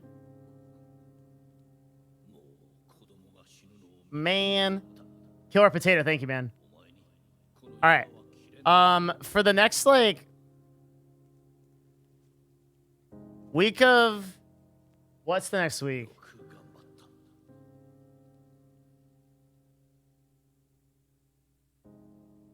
Next week, Saturday, so this is week of 12 to 19.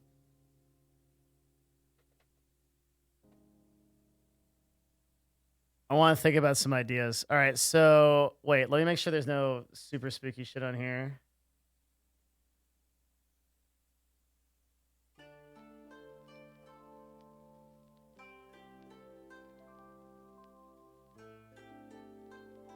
Yeah, there ain't.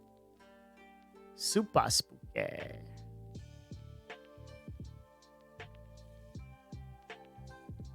These are like my ideas. I want to... Actually, let's put this over here.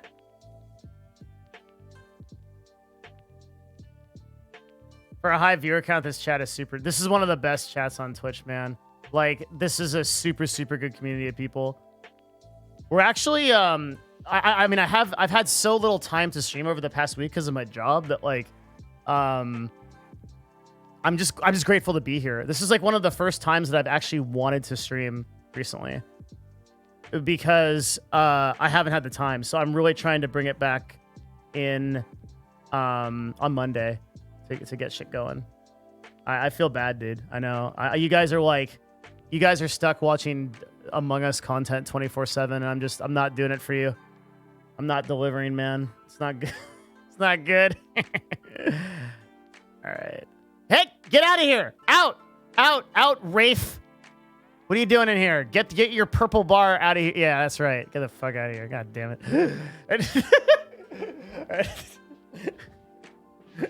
All right. All right.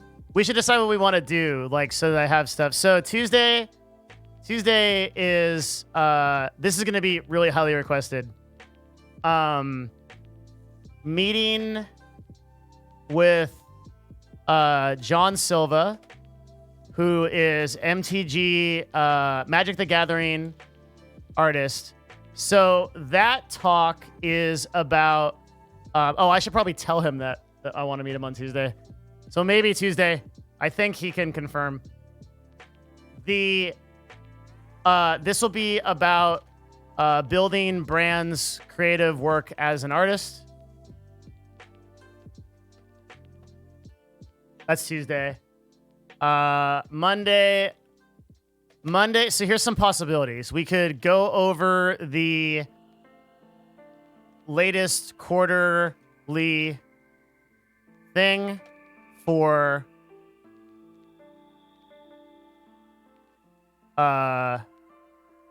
Twitch. Sorry, hang on. I just got another message. Holy God. This is probably the last one. Hang on 1 second.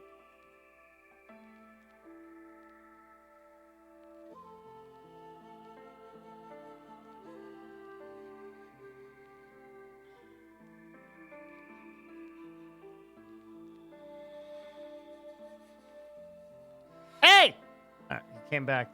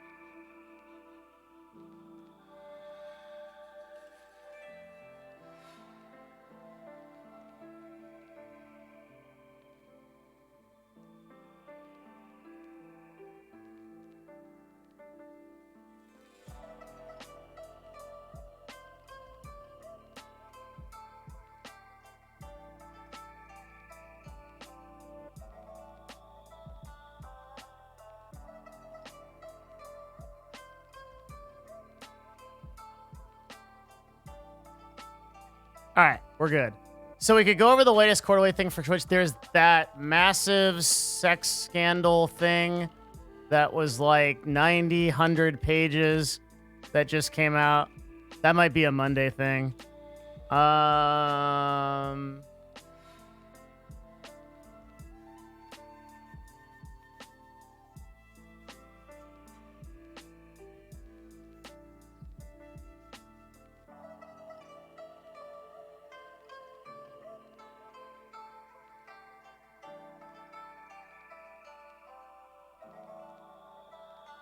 There was like a 30-page article that came out about, somebody can link it.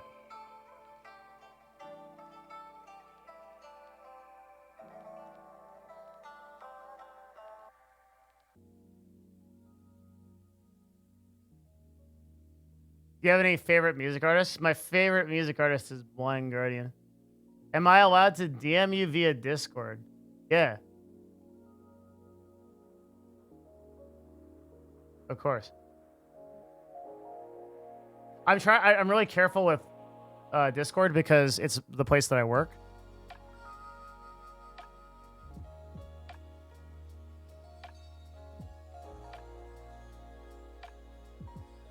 I'm thinking what I might do is I might I'm not saying this is just separate, I'm just thinking about it, but as far as like Discord, yeah, isn't this the article? Yeah, it is. This is nuts.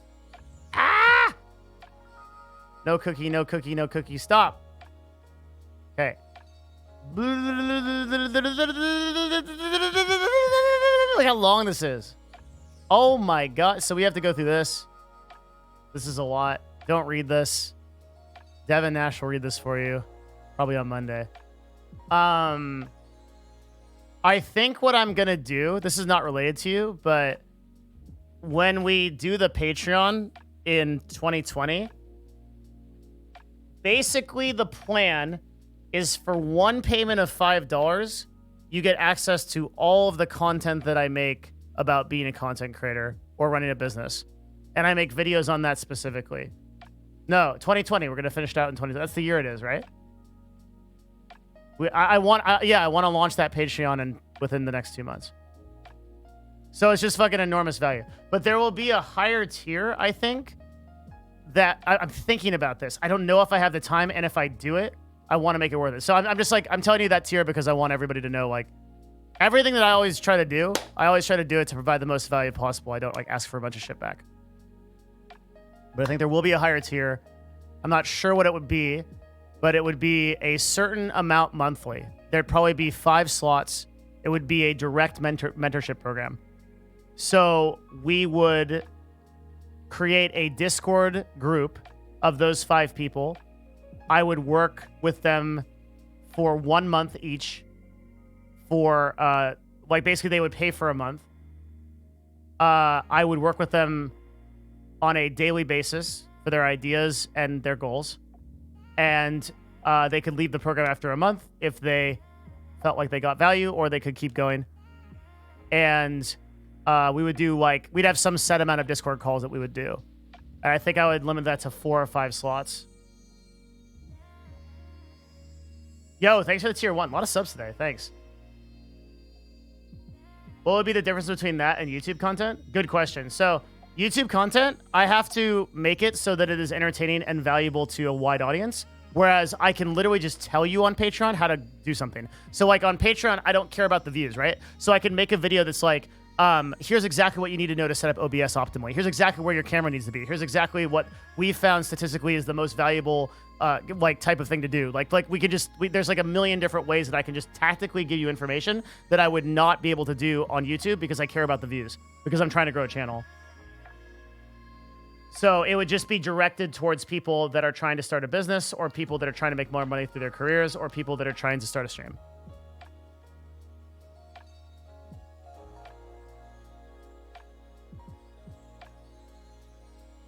Isn't that more consulting work? Do you worry about getting overwhelmed? I am super concerned about getting overwhelmed. Yes, that's why I'm thinking very carefully about doing it. I think it would also be prohibitively expensive, and I would ask for the people that are in it, they would have to prove to me that they are making some source of income and can afford it. So I would not accept credit card, for example. Like I would make sure that they were able to prove that they had some source of income to be able to justify it.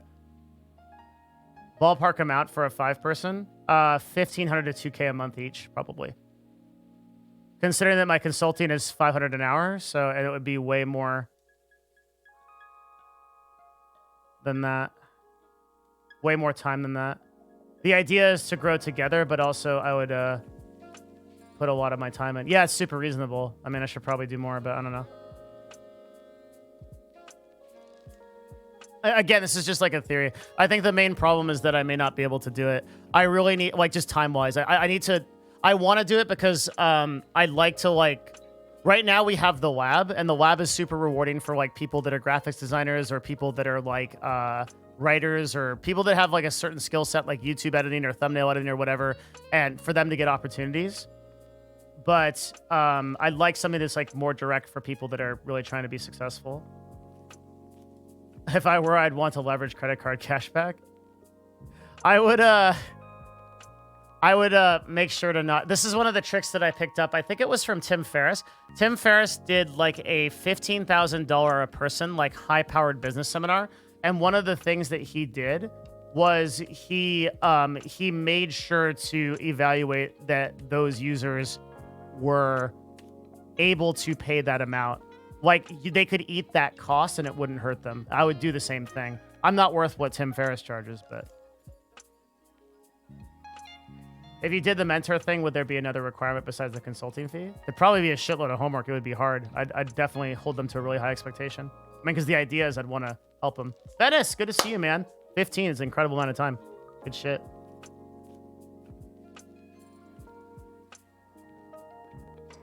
So there's 3 separate focuses on the Patreon. Two focuses would be business and content creation, which I think are kind of the same thing in this era.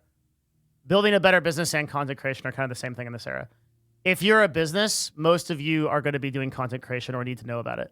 Let's say you're a local restaurant, right? It would be really helpful for you to understand how Instagram works and know that you could pay micro-influencers in your area for a free meal and maybe like $50 to come into your restaurant, take pictures, and post it on their Instagram. Because let's say that there's 400 people following a person. Those 400 people following that person are probably locals to that person's town. So if you get that person in your restaurant, give them a free meal and $50, they're going to post in exchange for a picture and a nice comment. Those people are going to come back with all their friends and they're going to recommend it. I know a guy, he did a use case with this and he ran a, fuck restaurant is it? Vietnamese food in Seattle. He changed his business. His business was doing okay. It was doing like a few $1,000 in profit per month. He only did this Instagram strategy, and he was starting to clear 30 to 40K a month on his restaurant.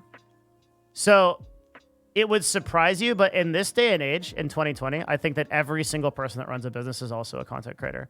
You may not be doing YouTube videos, but you might be on LinkedIn. You might be on Instagram. Depends on your business. I think that it's relevant. So that's why when I say that I would combine the Patreon in that way, it would be for those two things, if that makes sense.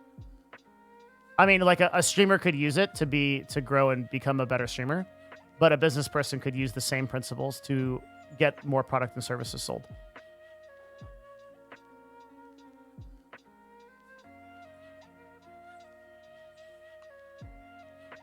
Yeah, dude, fucking Instagram is insane for retail businesses. Insane. It's bananas, man.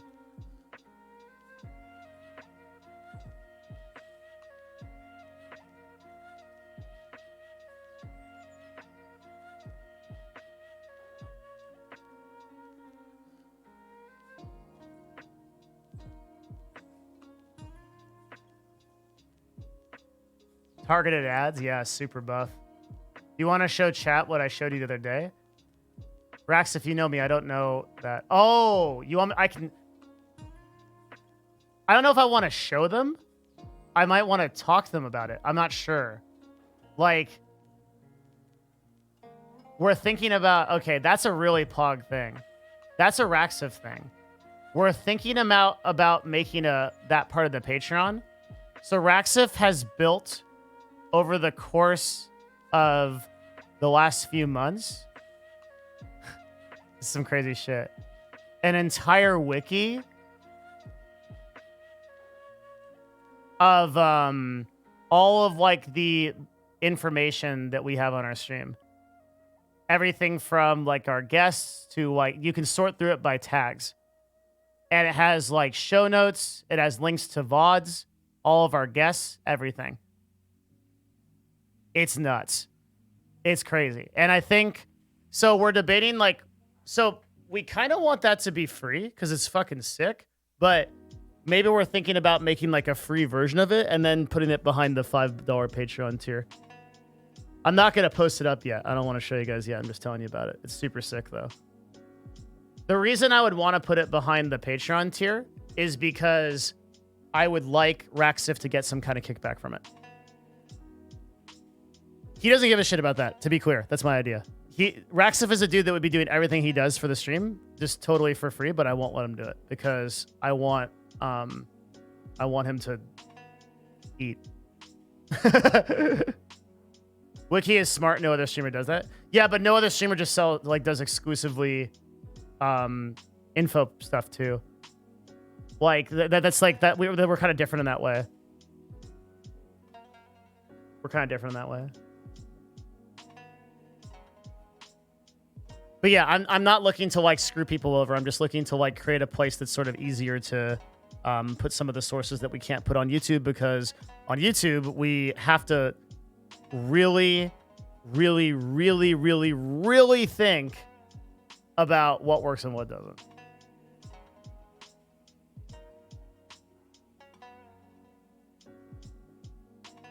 So like we can't put like half the cool shit that we do on there because I gotta sell to all the. You're like the Twitch of workers. You force them to make money if they say. It's a little bit selfish, the reason why I don't take free work. I feel like, okay, I feel like everything you do in your life is like a sort of CV or resume for the future. And I don't ever want it like 6 years later, like someone pops out of the woodwork and is like, Devin Nash abused all of his people to get here. Like the reason why he didn't pay anybody. He took out like faulty loans and built hotels that broke down and didn't pay any of his contractors and shit like that. Like I want to make sure that it's what Gary Vaynerchuk said to build a honey empire. If you post low viewer count videos on your YouTube, it hurts your channel. Yeah.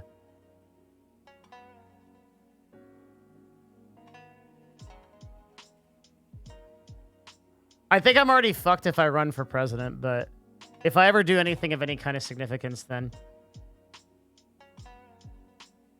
the subtleties. Okay, what else we got?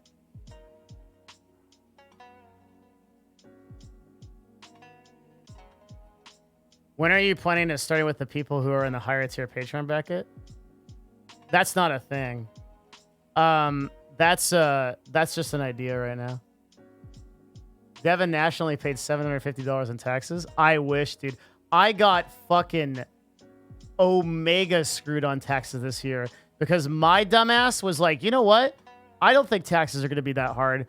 I am just going to do my own on TurboTax. Ew, I just licked my microphone. I have to wash my... That was so disgusting. Hang on. Ew! Ew! That's so dumb!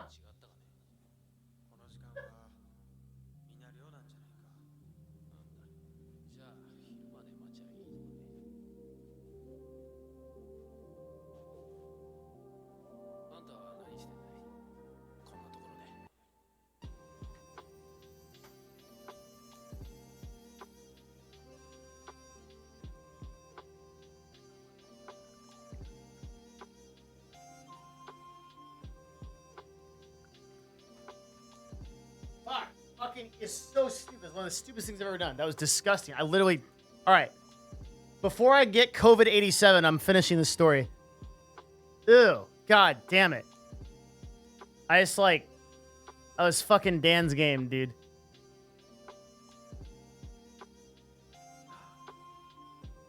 Do you ever sanitize your mic? I replace the filter like every 6 months. Yeah. Okay, what the fuck are we talking about? As I did that incredibly stupid thing. Guys, what were we fucking talking about? Oh, taxes, yeah. Okay, so I decided I was going to do TurboTax. And let me tell you, that is a fucking meme. I know I paid way more than I'm doing next year. CPA, bookkeeper, everything. I'm not fucking with that shit. That was a very bad idea. We did this one. Very bad.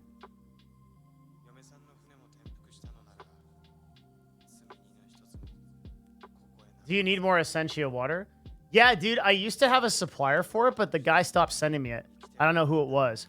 I'm really sad. It was very, very sad. Could a cooking-focused stream ever get major growth?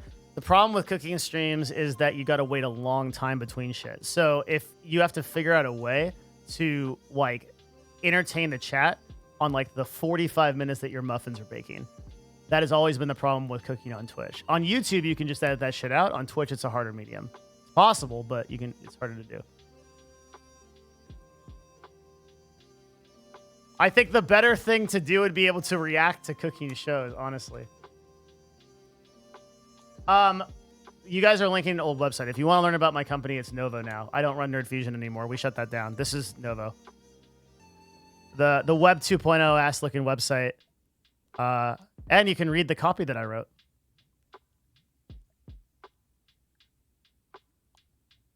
It's mine, Smile. We ethically empower creators. Wow. It's time to stand against predatory business practices. Yeah, it's a super sexy website, man. This is pretty new, too.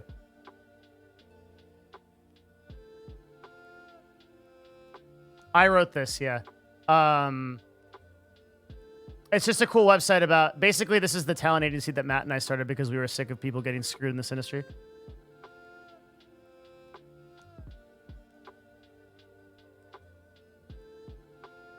You work with Coke? We didn't drink it. We just did an activation for him. Man, I had this whole like press release too that I did.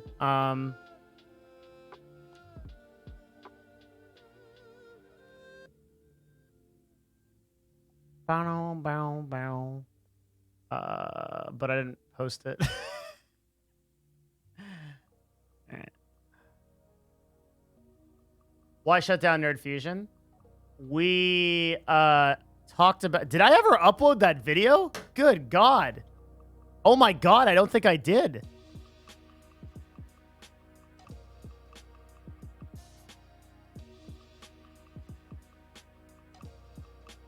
I didn't. What the fuck? Oh my God, how am I so useless? I never even told anybody. Oh, fuck. Oh my God, that's fucking ridiculous. How did I do that?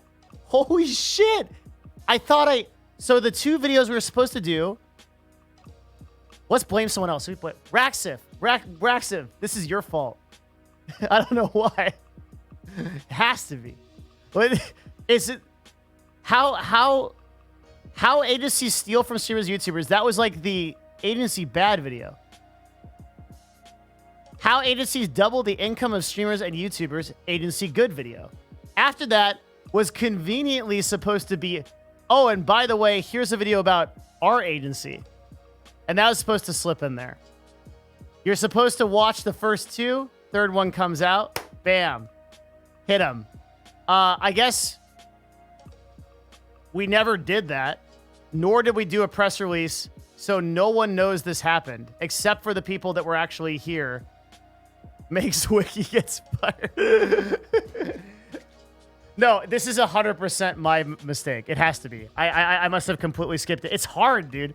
I shut down Nerd Fusion. We shut down Nerd Fusion like, what was it, 2 months ago, 3 months ago? And we shut it down because Nerd Fusion was an old company with a lot of old contracts and a lot of old ways of doing things. And we wanted to launch a talent agency from the ground up. We've been working on it for 2 fucking years. We've been working on that new company for 2 years. And we built it from the ground up. Like, the first thing I did at Novo was I sent all of our documentation and contracts to Kotaku and Wired. And any other group of people that would do that, I think, are probably crazy. I am feeling the COVID-87 I got from licking my microphone. I 100% have COVID.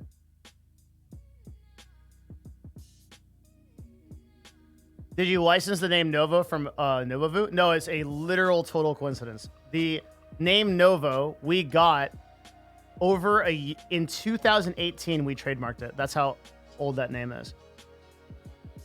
We trademarked it in 2018, and we bought Novo.tv around the same time. No, 2019. I'm sorry. That's when Matt and I had the idea for this, and then we worked on it for the entirety of up till about a month ago, and we launched it. Matt is my business partner, also known as Sevidus. Sevidus on Twitch. He's a Minecraft streamer. Matt Zagurski. My business partner is an actual 5-head. He has a PhD in astrophysics, which I just troll him so he does math for me. Where is Dark Osto? What do you mean? He's in the over there. Not right now, but he's over there. Oh, he was here today.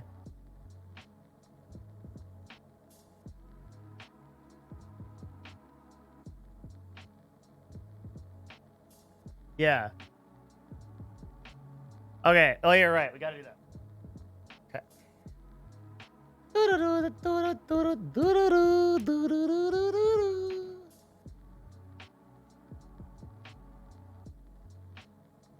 Your mic is half green screened and it's stripped out? I changed it recently. What's wrong with it? Let me check. It's fine. What do you mean? It's good. I think it's because it's nighttime, so there's no ambient light coming through, so it's slightly darker in here than it would be normally, which is why you're getting that little bit of refraction. This is set up to be used from like 6 a.m. to sundown, because I never stream at night.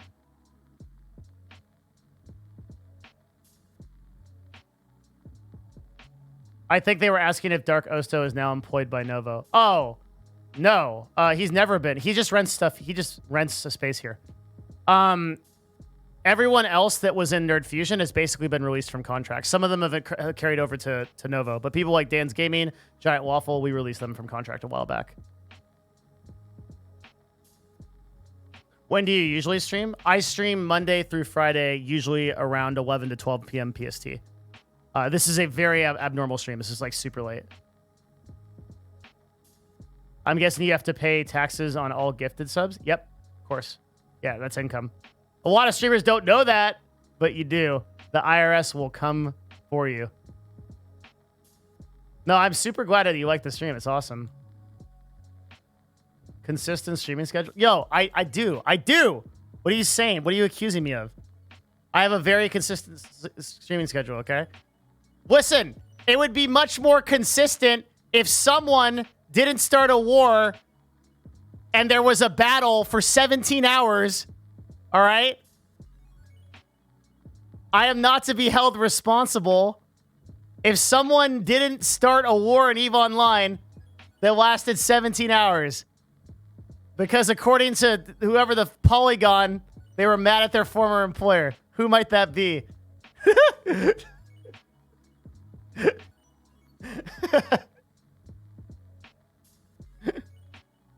Your website has a typo? Can you email me? I'll never remember. Are you winning in space? Hell yeah, we're winning, dude. Of course. We're the best. That was the most fun I have had in a game fucking ever. That I think it was Tuesday that was. 17 hours. I woke up at what time was it? Oh my god, it was so cool. I woke up at I woke up at 7:30. And then I got to the office at 8.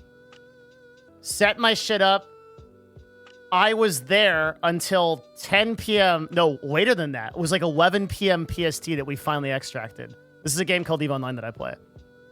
And this entire battle happened because of one guy. One guy enabled the largest battle in gaming history. Over 6,000 players, 8,000 players total, I believe, was the final count over the course of the 17 hours. And it was thousands of ships, trillions of ISK, tens of thousands of real-life US dollars. It was fucking awesome. It was so cool. It was so cool. How did this one guy start it? He decided he used to be allied with an alliance. And he decided he wasn't going to be allied to that alliance anymore. So he got together a group of hard pipe-hitting motherfuckers to destroy that player alliance, which is one of the biggest player alliances in the game. This whole battle culminated because of him. He is the person that I respect the most in EVE Online. And also a very close friend of mine. Did he win? It is yet to be seen. We don't know. It's looking pretty good. but I don't know. Can you show me highlights of the raid? I don't know if I don't know that. I'd have to check out the YouTube videos and shit. He raided his own guild? No, he had so he runs an alliance. I think the alliance is like 10,000 people or something. He was in another alliance that is like 30,000 people. And they didn't treat him well. So he said, fuck these guys. I'm taking my dudes and we're going to take you guys out of the game. And many, many people in this game, EVE Online, hate this particular alliance called the Imperium. Because the Imperium was this alliance that basically was like, from the get-go, was kind of like made to fuck up the game. And so this alliance called Test is decided that they were not going to take it anymore, and they were going to oh, here's an article. I just got linked an article. Oh, there's a Scope article? Yeah, let's watch this. It might explain it. This made gaming history. Biggest fight ever at any game ever. I think this is a video describing it. This is what I just got linked. This game has beef that players create themselves. Everything is player created. Yeah. All right, let's watch this. I didn't see this. This is the Galactic News Network that EVE Online has. They have their own news network for the game. For over 3 months, Imperium forces have been trying to hold off the invasion of consolidated Pappy forces into the Imperium homeworld region of Delve. During these 3 months, over 300,000 ships have been lost as Pappy forces have slowly gained hold on neighboring regions and constructed awesome, forward operating bases in every one of those ships is a player. preparation for the big push. Earlier this week, that station is also owned by a player. Pappy made its first major attempt to invade Delve itself. That is the EVE map. This is where attack is happening. By trying on 2 consecutive days to construct Keepstar-class citadels in the system of FWST Tag 8. On both occasions, the fighting was fierce. The station is controlled by a group of players, probably an alliance or corporation. It's kind of beyond the ability of one player to have a station like this, although one does somehow. One player has a station like this. Actually, I think a couple of players have a station like this, but very few.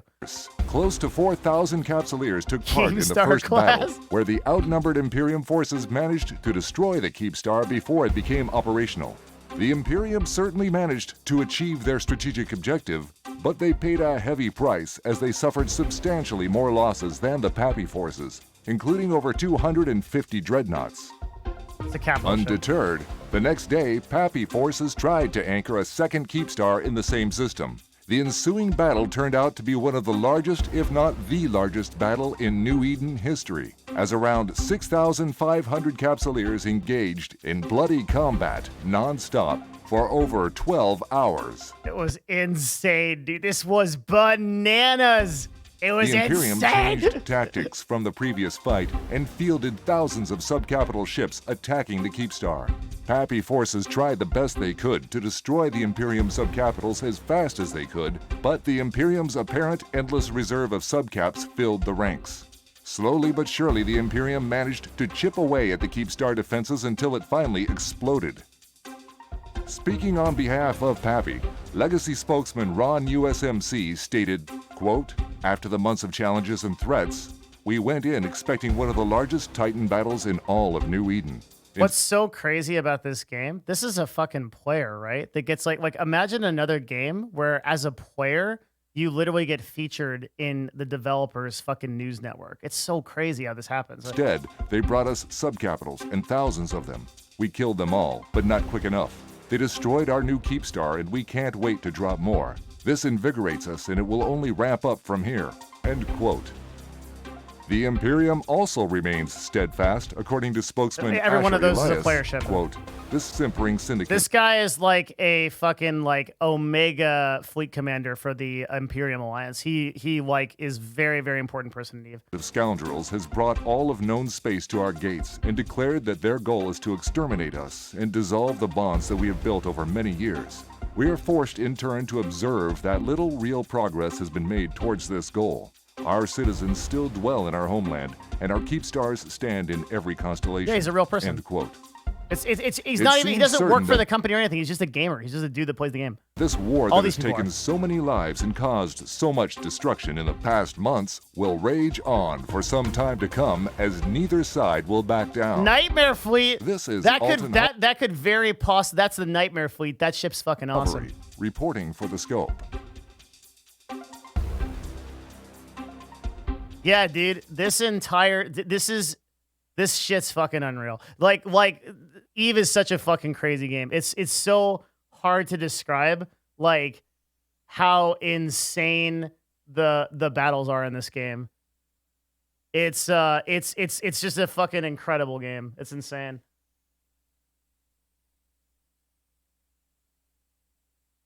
The combat in Eve is not real time. It depends. The game slows. This is some fucking five-head shit. The game slows down dependent on the number of players that are on the field because there is no technology that could currently run the number of players on the field. The technology doesn't exist for them to run it in real time. So there's a thing called time dilation, which basically slows down server ticks to a proportional value of the computing power that is going on. So if you are in a like 6,000 person battle, then 1 second would equal like 15 seconds or 30 seconds or even more. And every second that passes by becomes exponentially slower in real time based on how much CPU load there is on the servers. And as a result, like that's why battles last like hours and hours and hours, right? But it's kind of good in a way because you wouldn't be able to like a battle of that scale at real speed would be almost impossible to manage because you're fucking having to make so many goddamn decisions would be really hard. Yeah, it's more time to be strategic and make decisions. Exactly. Mm-hmm.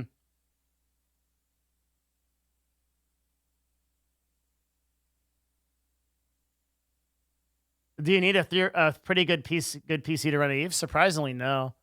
Not really. Not really.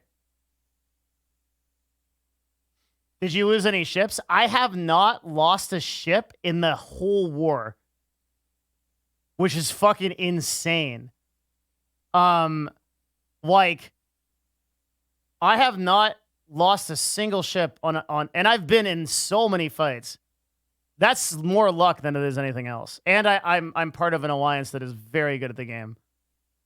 And I'm part of a corp in that alliance that is even better at the game than they are. So I'm very fortunate.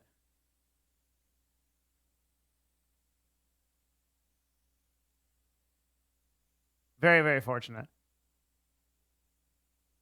How does the Eve server not explode? Dude, I don't know. I don't understand it. It's some fucking black magic shit, dude.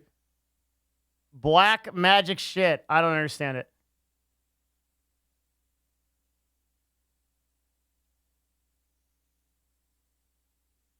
Okay, what else happened? The game is very hard to get into, yes. That's why I usually recommend people join like a starter alliance like Pandemic Horde or something. Pandemic Horde usually is a really good place to start.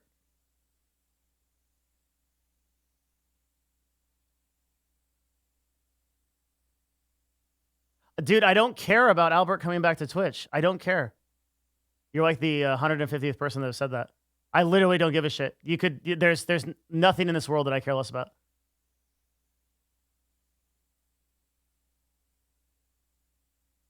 This is that's drama frog shit. Okay, let me check my my notes on this.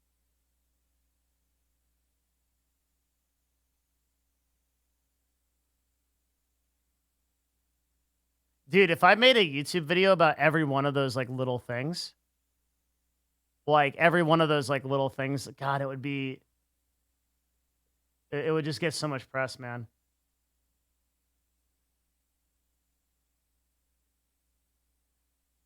It's actually crazy the number of people that come in and ask that about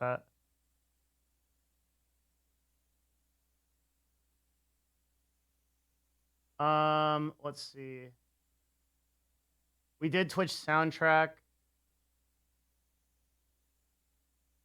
I want to do a market review. Market stock review. Maybe with the stock guy.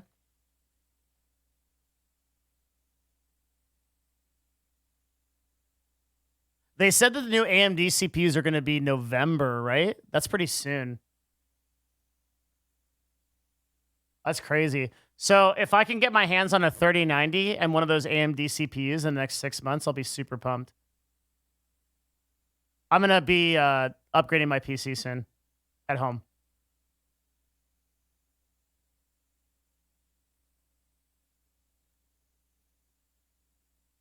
Yeah, also, our Discord has a very active EVE community and will help you with a bunch of shit if you want to get into that game.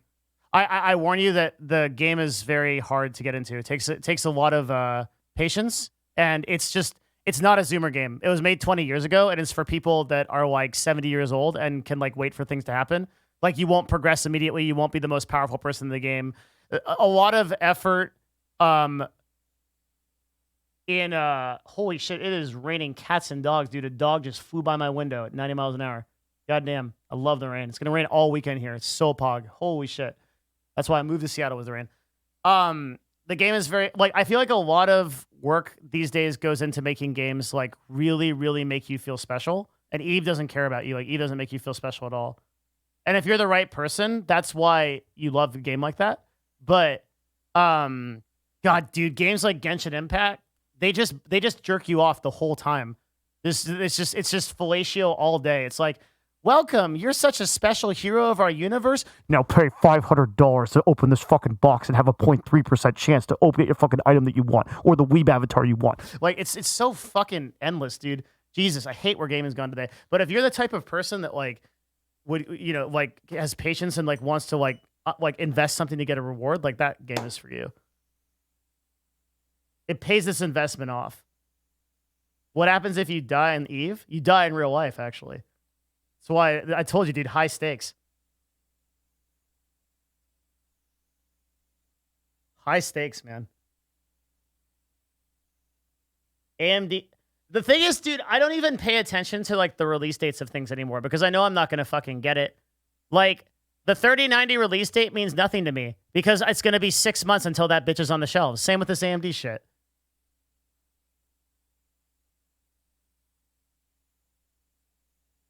You'd love hardcore Minecraft. I played it for a while. Yeah, we had a Minecraft server on the Discord, but it ended up being a shit show. People were so fucking demanding, dude. Like that was like the highest maintenance idea that I ever had. I was like, yeah, we're just gonna quietly string. We're just gonna. I literally like waited for people to stop talking about it, and then I put a pillow over it, and I killed it. Twitch chat. I murdered it. And then I stuffed its body in the archive section of the Discord with the other things I killed.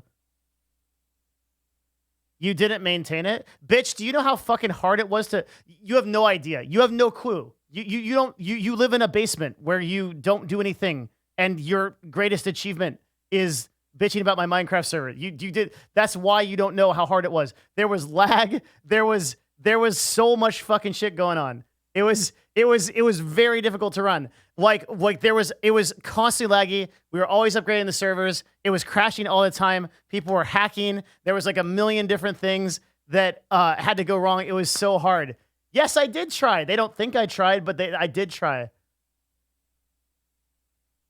And this is literally even with a like Sevidus, the guy that is the business partner of me. That guy is like the Minecraft god, and we still couldn't do it. I think the real problem came because of my knowledge in it. And or my lack of knowledge. So like I didn't know anything. I didn't know how to become a server admin.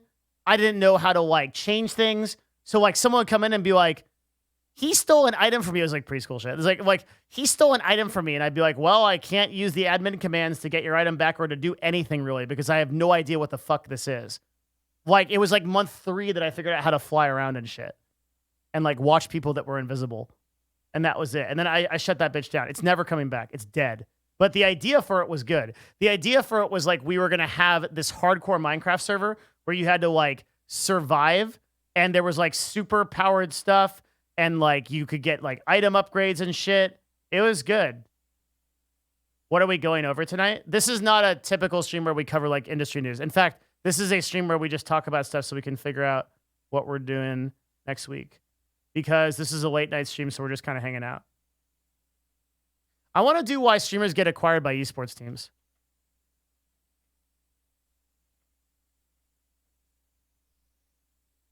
That should be sometime next week. Sounds like people were just babies. It's partially babies. It's partially also that it was an insurmountable technical challenge. And by insurmountable, I mean, I didn't want to surmount it. You have to listen. You have to understand. Have a good night, Head Crunch. Take care. If I have a full-time job and I have another full-time job, if I have to add something to that is a lot of work, it is not worth me doing. When it cuts into PoE and Eve, this has got to go. This guy gets it. He gets it. How is the Arcadum editor search going? Oh, fuck. I got to do that this weekend. Thank you. I'll put it in my show notes.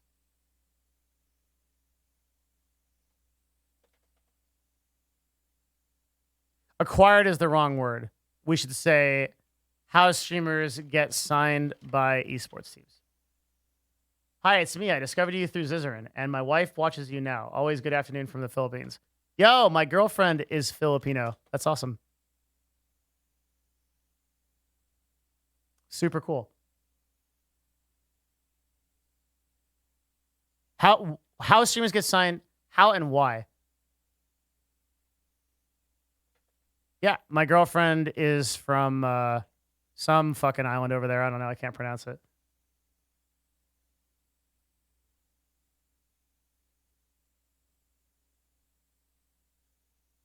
Do I have to complete my BA in accounting to play Eve? It can't hurt. There's like 7,000 islands, okay? I'm not going to remember every island. It's ridiculous. Don't ask me. Have you ever been in the Philippines? No.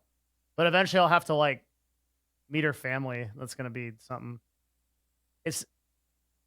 I'll have to meet her family and I'll have to like ask her dad if I can date her or something. Some weird cultural shit. I'll have to pass through the gate of no gate or whatever quest they want me to do. Let me get over here. I think our music ended.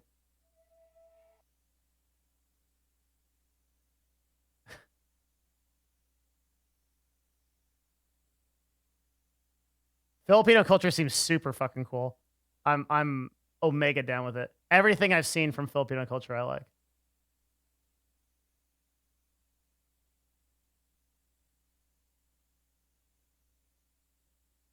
What's the most interesting about the Filipino people a lot of the time is they had no natural predators, so like they're super chill and generally built like a lot of girls there are pretty short. My girlfriend's 4'11", which is really interesting being with a girl that's like shorter and smaller. But they're so friendly and like real. It's awesome. That is a borderline disability. You're a borderline disability. What the fuck? It's not. It's not. You're just short. A lot of girls are that short in the Philippines. That's what I'm saying. It's like a not an abnormal thing. How did you meet her? I met her on Tinder. We've been together for over 2 years. Love it. I fucking straight up rolled a nat 20 on Tinder.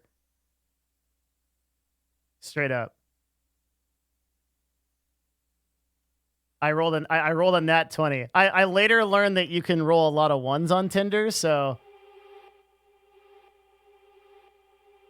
if I could go back in time, no, regular Tinder. His girlfriend sounds like an anime character. Yeah, she is. She's like the chat calls her Ayaya. Though it's really really rare that she's on chat. She's on stream. Tinder's not a D20, it's a D100.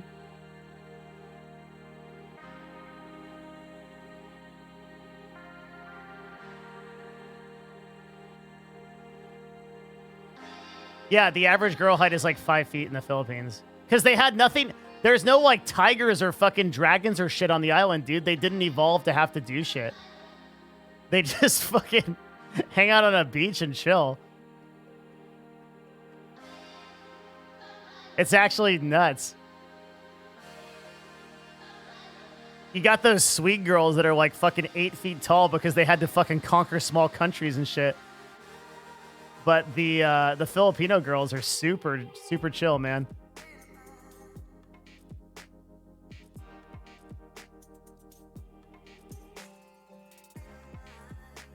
The only stream I think she was actually on in any recent memory was the 4th of July stream we did with Ethan. When we did that fundraiser, so buy a bunch of fireworks and blow shit up. She was on that.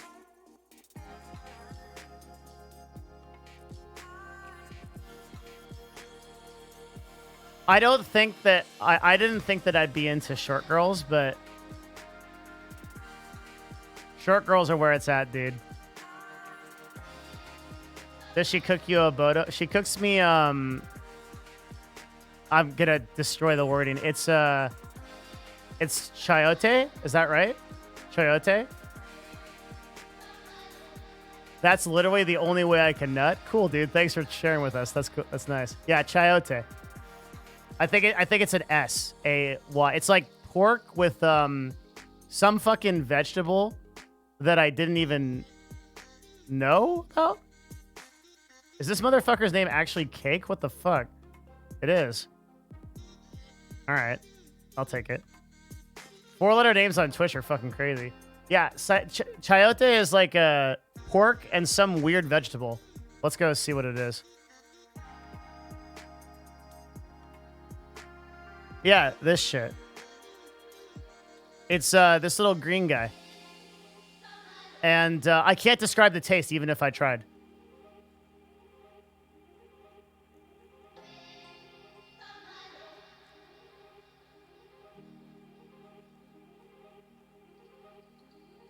It's tasteless? No, it's not. It's tasteful. And you put some sauce on there. Put some... that does not look like it tastes good. It does. You have to believe me. Look at that. That looks good, right?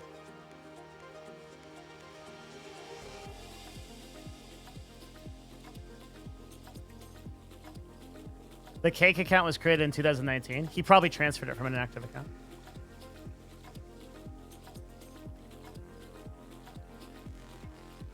Yeah, it's really good. So you make this, you fry it up with some, I don't know, I'm not Filipino, I couldn't tell you, but you fry it up with some sauce and some pork and you get this, and it's very good. You can take names from active accounts. You probably can't, but he could because he's a partner. And probably knows someone. But yes, sometimes you can. Chayote is huge in Mexico too. Dude, Tagalog is like a lot of Spanish. I understand a lot of Tagalog because I took a lot of Spanish in school. No, I don't think I've ever talked about Filipino food on the channel. Yo, Cake, thanks for the tier 1, dude. That's awesome.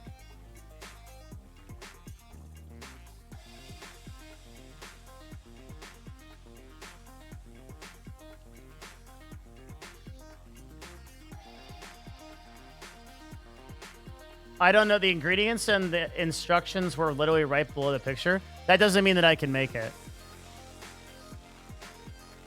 Dude, there's a nutty amount of Spanish. Love that you're on late. Thanks, man. Yeah, it's a little bit rare that we can do this, but it's cool. Nutty amount of Spanish in Tagalog, man. A lot of Spanish. This is truly a rare stream. Why didn't you stream the past few days, dude? Part of it was the Eve battle on Tuesday, so I was locked out for like 17 hours. But honestly, it's just been corporate work. It's just been straight corp work. Like, we did over $1 million in RFPs just this week, which is like an insane amount for our agency. So a shitload of stuff going on. There's also, we just had a lot of influencer stuff, just a lot of stuff to catch up on. And I needed to, I just need to work. I've been in the office like every night until like fucking 11 or 12. So I just didn't have time to stream. And that's part of the reason why I'm organizing for next week so I can make sure that I'm on, hopefully earlier, because I know a lot of people want me on earlier. And I apologize. I actually missed you guys. I really did. Like, and that's pretty rare. Hi, what social media platform, in your opinion, is the least saturated in terms of growing as a guy today? What do you mean growing as a guy? Growing what? Your brand? Your dick? Your hair? What do you mean? Growing as a guy? What does that mean? Guy growth fuck.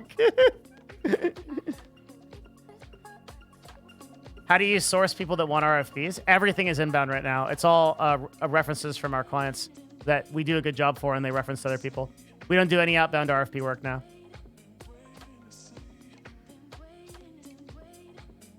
Where you're gonna grow depends on your on what you're trying to do. There's no simple answer to your question.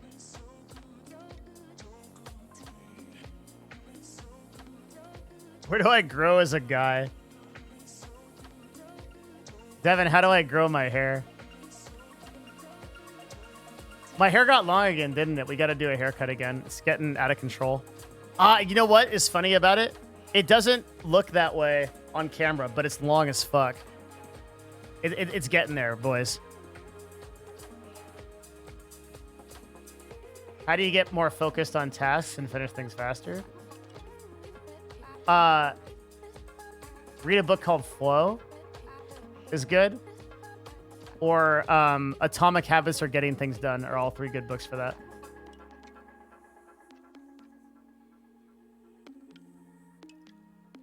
I want to grow a following in terms of followers. Everyone that grows a following is in terms of followers. And getting exposure for being a personality. You're basically asking me, like, how do I learn the English language? Or, like, how do I look up? Like, your question has no meaning. Like, or rather, my answer will have no meaning because I'll be like, well, you post a lot of content and then you make sure that you do stuff on a consistent basis so that you can create a brand. And it's just not going to be any valuable. Not going to be any valuable. I want to grow followers. How can I do this? 1/3 cup honey, 1 teaspoon table salt, 1 watermelon seed. Mixed together in small bowl. Place in ground. Wait 3 to 5 business days. Bam, you have a follower.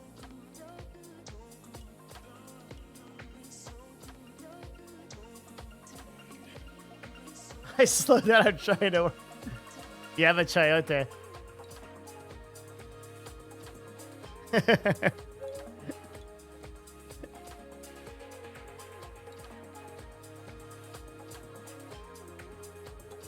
Do you think I could get Brian verified on Twitter?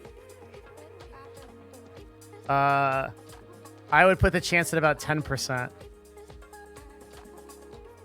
7 to 10% is my answer.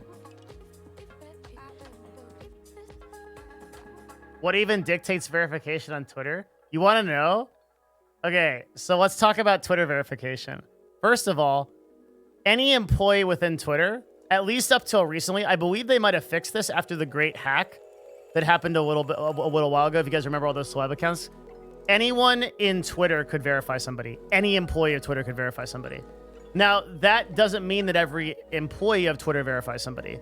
It meant that, but generally how it goes is by divisions. There's individuals that cover every division. For example, there's one guy that covers the gaming division, and he is God. He just verifies people at his whim. So the way that I got verified as Devin Nash, when I was running CLG, is I quite literally just told the dude, and then we also assassinated the guy that had the @DevinNash name. The guy just took him out, dude, and then I got the name. It was savage. Twitter people can do anything. They're nuts.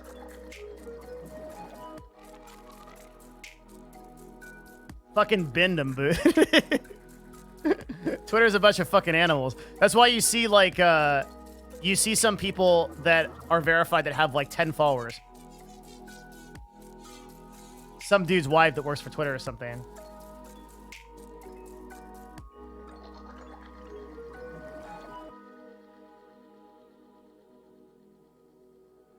Give me my next title for my stream? Okay, let me think. $500 to the next person who follows my stream. Asterisk. The asterisk leads to a chat command that says you may not actually get $500 once they come to the stream. You're welcome. Remember me when you're a billionaire.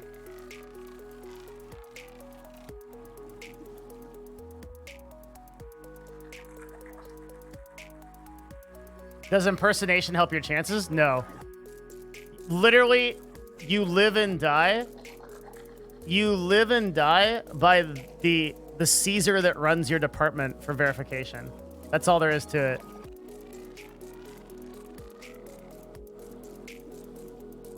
Registered trademarks? Still no. They don't care. It's all relationships.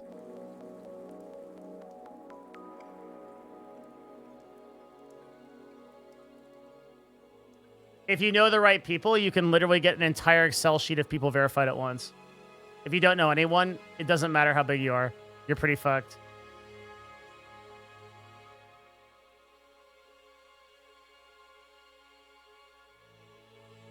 You think that's bad? Start talking about Instagram verification. Holy fuck, is that a meme? Instagram verification is insanely hard. Are you allowed to say the actual guy that runs the gaming department? Sure, it's public information.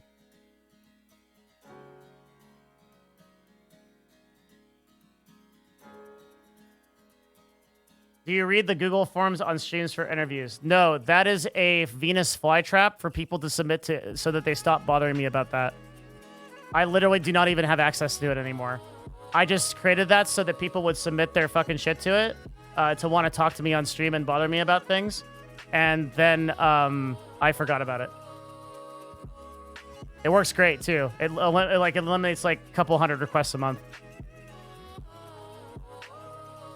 You will never get a response. It literally went into the void. You wasted your time.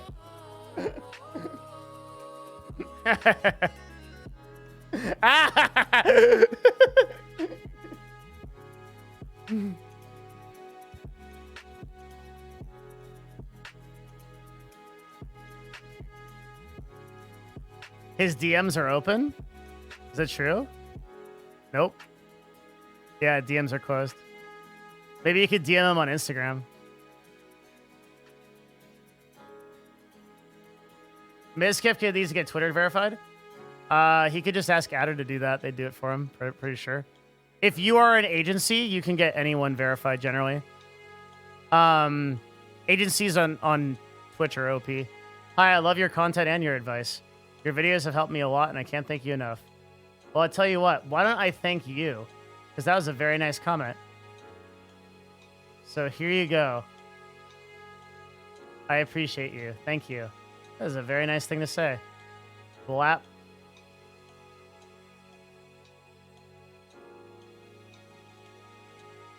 Been talking to an agency about it? Yeah. If you go through an agency, you can do it.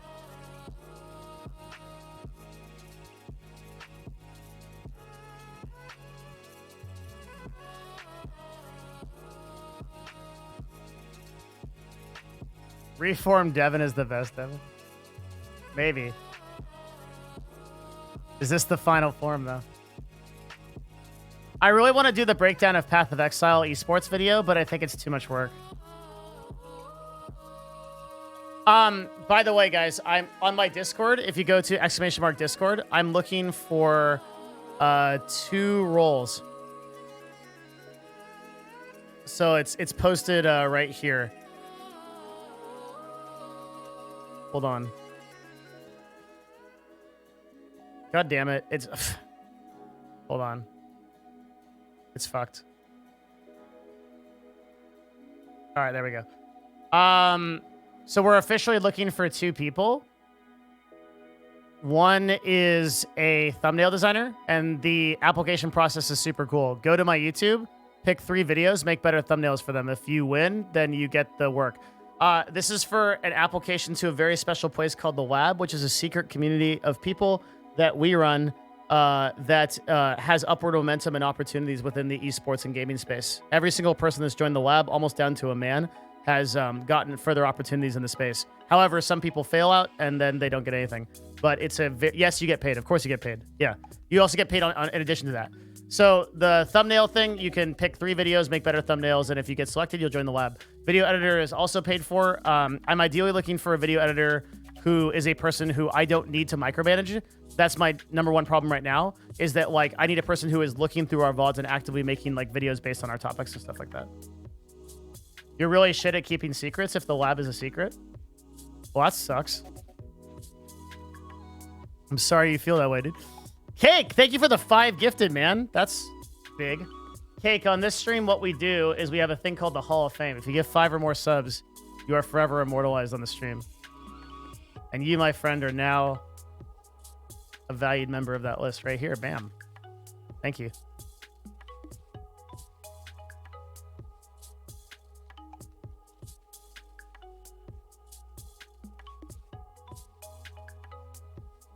Do you feel like Heck buying back Optic was a bad move? I don't know, because I don't know the details of it. I wanted to get Hector. I wanted to talk to Hector. A couple people have been tweeting him to try to. I guess I could just DM him. But. Oh, shit. DeHub, thanks for the 5. Damn, 10 gifted subs in that amount of time. Yo, that's 10 gifted subs in like 2 minutes. Thank you very much. Whoop, whoop, whoop, whoop. Thanks, man. Appreciate you. How many screens do you have? 3. 3 screens. If you are an EVE player and you don't have 3 screens, what are you even doing through life? Good night, KP. Hope to see you again, man. Thanks for stopping by. You only need 2 monitors for PoE, but for EVE, you need a lot. There's a lot of memes.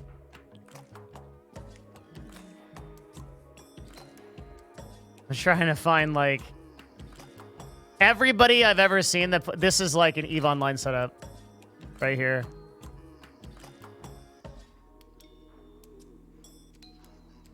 God, that's sick. I gotta someday when I'm like a fucking nerdy dad or something. There we go, dude. Look at that shit. Oh God, that's such a God. It's so damn. Yo, 15 gifted subs in like less than 5 minutes.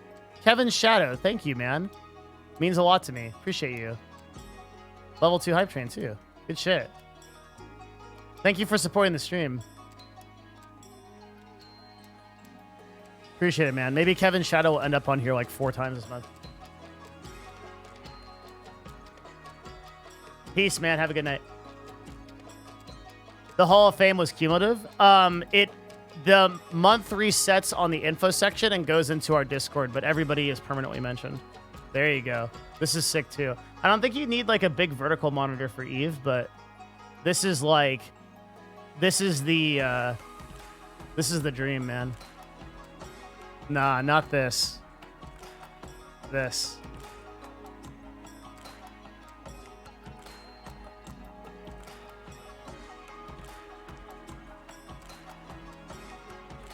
I wish you pulled the number of gifted subs that pretty women get on Twitch. Fucking ridiculous.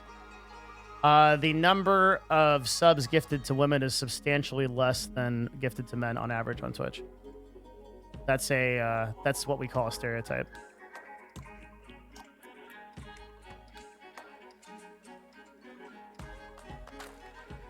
That's like saying that,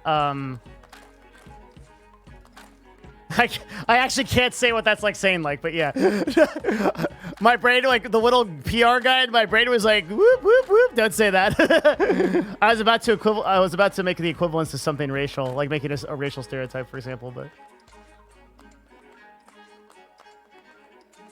but is that accounting for more male streamers? Of course, yeah, because 14% of female streamers are, there's 14% of the total streamers of the website are women. So you have to balance that, right? Otherwise the numbers will be skewed. You have to control for that. But there's a great video on this made by myself called The Truth About Women on Twitch. I've seen different, but I don't see half as many streamers as you. Yes, but anecdotal evidence doesn't mean anything. That's why we use statistics, right? So if everybody went off of anecdote, then that's why we have the perception that women are so much more successful on the website, because anecdote fucks us over. 14%, not 40%. 14%.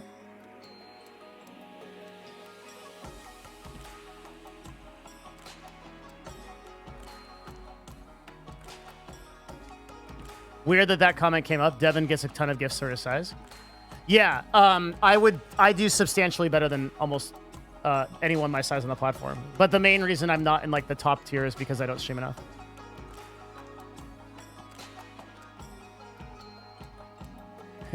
I wonder why on the average on the internet the amount of women are substantially lower. I'm gonna tell you why. In fact, I'm gonna show you why. Senbon, here's what you do: go find a girl, ask to play Overwatch with them, join voice comms. And then you'll figure out why there aren't that many women on the internet. You'll figure it out real fast. Won't take you too long at all. The video is The Truth About Women on Twitch.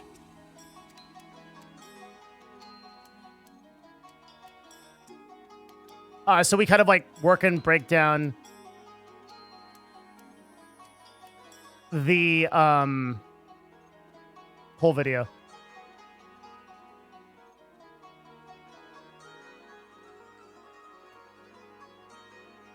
Break down a bunch of stats and stuff like that.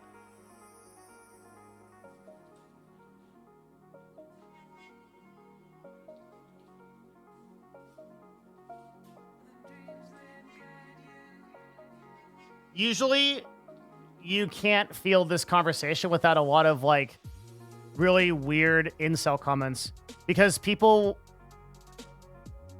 One of the things you realize is like people that have bias stereotypes against women usually don't realize that they have them. They see like a sort of patriarchy dominated mindset as something that's like sort of normal. Is that 20 gifted subs? Safhack, thanks very much.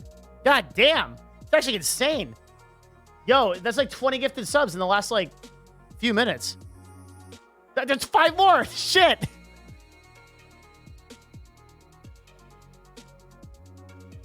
Jeez. Thanks, man. Appreciate it, Hawk.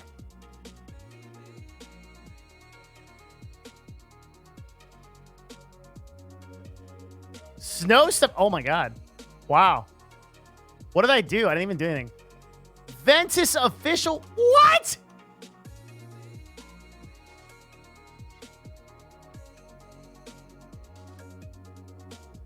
Thanks for the good vibes. Ventus official. Thank you, man. Hall of Famers left and right.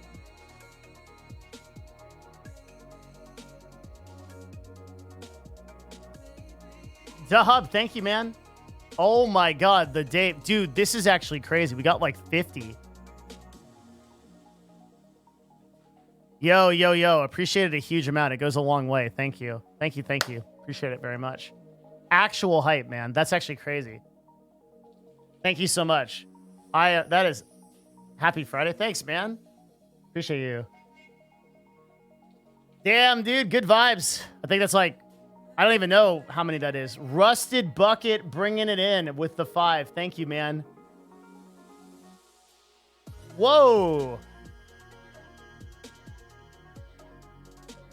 Out of curiosity, have you ever vibe banned someone that ever gifted or sub? Oh, yeah, dude, totally. I vibe banned for anything, for sure. Doesn't matter what you do. I've actually vibe banned, like, whales before. They never came back and never gifted anything before. The overall total community is always more important, IMO. But I have the sort of ability to do that because I'm like I'm value first. I have a job, right? So like sometimes you can't do that as a broadcaster. Thank you so much. Rusted Bucket bringing it in, man. That was huge. Huge. Thank you. Yes, I'm not. Yeah. I'm not beholden to this job, and I never want to be, because I think that it's more important to me to create an authentic experience for you guys than to make a bunch of money off of it. Thank you. That is actually insane. Are we almost to level 5? Really? Oh shit! No, we're not. We're 3%. That'd be hard to get. Level 5, very rare. I can't do math. I wasn't sure if we were 3% there or 3% not. So this state of the stream thing I want to do. Yo, guys, seriously, thank you. Insanely gracious of you. I really appreciate it. We appreciate you. Thank you, man.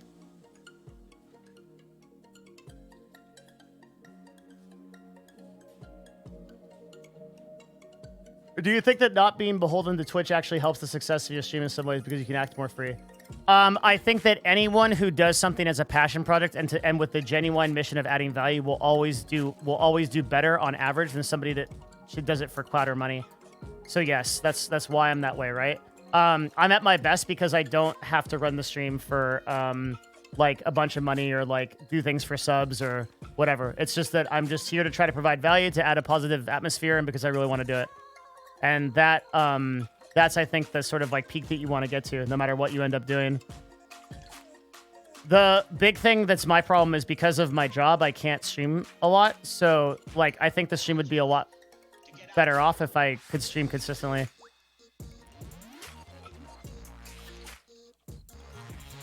Destiny's not a Twitch partner, so how do you feel about his financial future? I feel good. I think it'll be fine.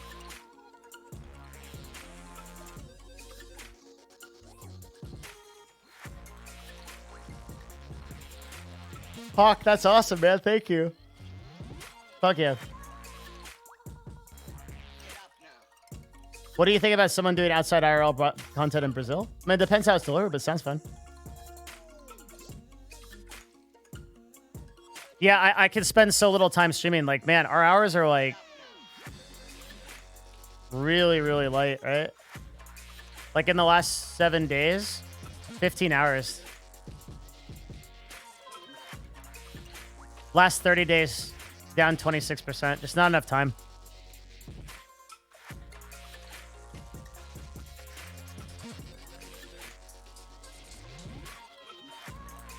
How are you able to tell that 14% of Twitch streamers are female? We have a bot that lives in every single chat on Twitch above 6 viewers and aggregates information. So the bot has OCR and can do a bunch of different cool stuff. Like it can tell how many words are said in a certain chat or something like that. It can tell different data and demographics and stuff. But that number is actually from Twitch also. Twitch now says they have a little bit higher percentage, but I don't believe them. Doesn't really correspond with our data. For the thumbnails, do you want to have a general format? No. I want your vision of it. If you think you can do better than my thumbnails, that's what I want you to do. It's your vision. I have no rules. The bot, yeah. If you go into a bunch of smaller streamers' chats, you'll see these bots in them, like 50 to 100 viewers. And because we're not the only people that do this. There's like maybe 5 or 6 people that have bots like this. A lot of people know Commander Root. That's one of them. Hey, I used your advice on LinkedIn, and I'm mentored now by one of the top marketing executives in North America. Dude, that's so cool. Congrats. That's fucking awesome. Holy shit. Is it legal to set up these bots? What do you mean, is it legal?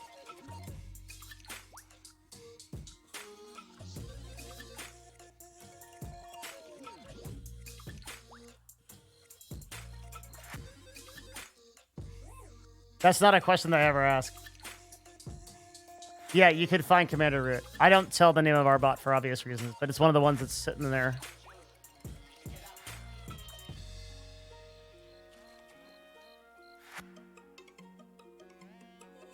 All right, Alex. I'm not sure. Was it 47 subs? Guys, you killed it. Clap it up for chat, man. Thank you, everybody that gifted subs. That was amazing. Thank you very much. Huge. Huge. That was huge. Thank you. That made my night. I was just coming on to chill, man, but you guys brought it home. Appreciate it. I'm gonna have like a super late night dinner. It's like 11 p.m. Rating's still pretty hard? Yeah. So I'm gonna walk home in the rain. That's gonna be great. Oh, it's gonna be so cool, man. I've been doing a weird thing where I've been walking. So I don't own a car. I walk everywhere, and I'm gonna like walk home without any headphones on or anything, and just listen to the rain. It's gonna be so cool. Do you ever get scared walking home this way? No, dude. People should be scared of me. But there's nobody out there. There's usually just bunnies and shit.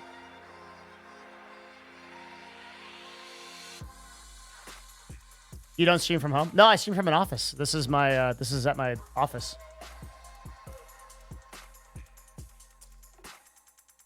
Outside of the bot, where do you get most of your data for content creators? We run focus groups and studies, so a lot of the time we'll get together like a group of like anywhere between like, you need a pretty big pool, so like 75 to like 150 streamers, and we'll run a concentrated like analysis on them over a certain amount of time. So for example, what are we working on right now? We're doing a big project on rating versus hosting. That's or rating and hosting, basically. We're doing a whole project on if rating and hosting is actually beneficial to your stream. Surprisingly, it doesn't seem like it is. Preliminary data, right? We haven't actually filled it out yet, but it seems like hosting and data is like hosting and rating is one of the worst things you can do for your stream. So I know we're working on that.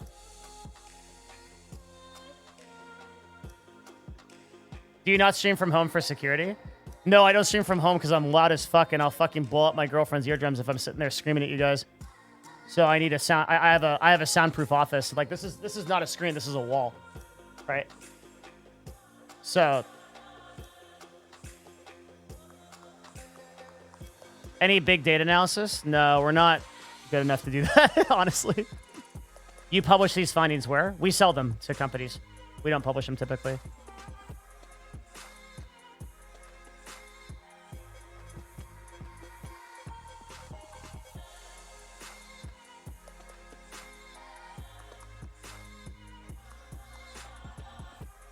Why for rating? It's gotten me some followers, and then if you raid the night people, I guess long term it's not worth. So think about the concept of sending your viewers to your competition, because that's what you're doing. Twitch isn't like YouTube. YouTube is innately collaborative because people can watch multiple videos in one sitting, but people don't typically do that for Twitch streams. The average amount of engagement on a Twitch stream is 108 minutes. Typically, you watch your broadcaster until they go do something else, or maybe you get bored and check out like another streamer. But the amount of transference of people among Twitch streams is pretty low. For that reason, if you raid another channel, you're basically opening up to another. You're basically opening up to another option of giving them to like for watching, which you basically never want to do. The equivalent would be like, hey, I know you like our barbecue at our restaurant, but if you go over to this barbecue, it's actually just as good. And when you think about that, like, you're like, wait, why the fuck would I ever do this?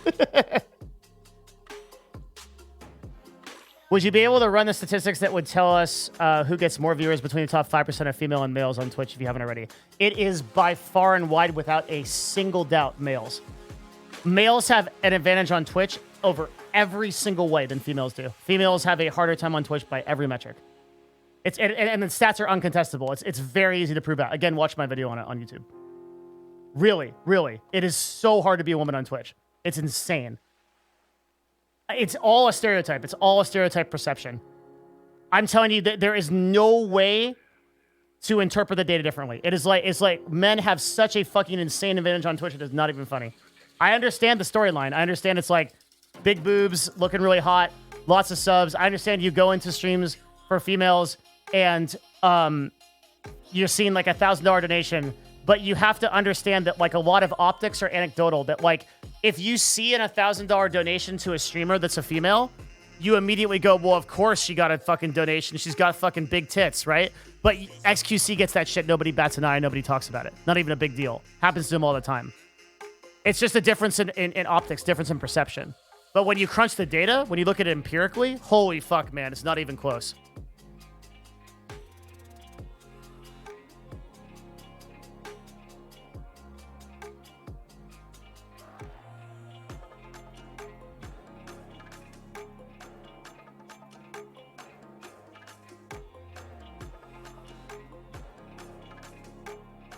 Have you thought about follow-up interviews with streamers you've had on video before? Yeah, we do a lot of follow-up videos.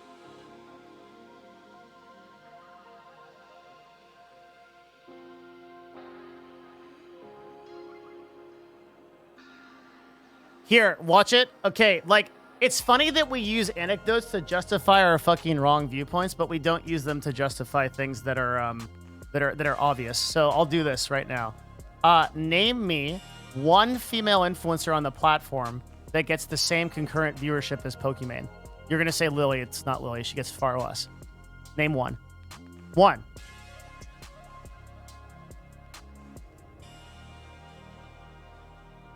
Okay, so now name one male influencer that has the same amount of viewers as Hassan Abi.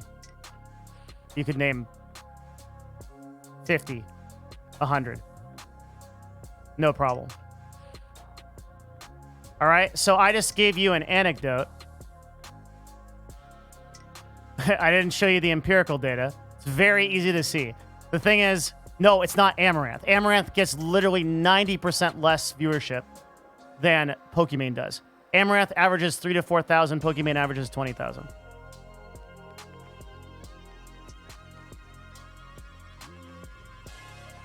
My point is that Pokimane is literally the exception to the rule that everybody uses to show that female streamers are insanely busted. She is literally the only woman to do it. The only one. And yet everybody says that because she did it, everybody does it. Yeah, LTL King, right. The whole list of women that you listed, none of them are even close to Pokimane. In fact, every one of them combined isn't as big as her. So the thing is, like, we use anecdotes to justify the opinions that we want to believe. And a lot of people want to believe that females have it easier on Twitch. Do you want to know why? Because most of those people are male streamers who can't make it, and they want to believe that female streamers are holding them back, and that it's so easy to be one because they can't come to face with their own failure. That's why. That's why that perception exists.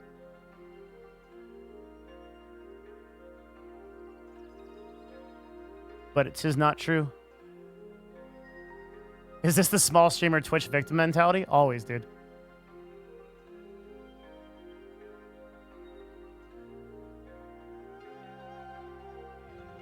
And again, we cover this. Like, we have a 4-hour talk with Amaranth about this. We have a huge talk with Maya about this.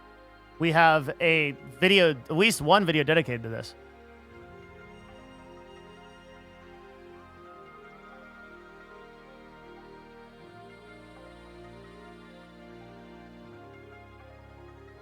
Spamming, yeah.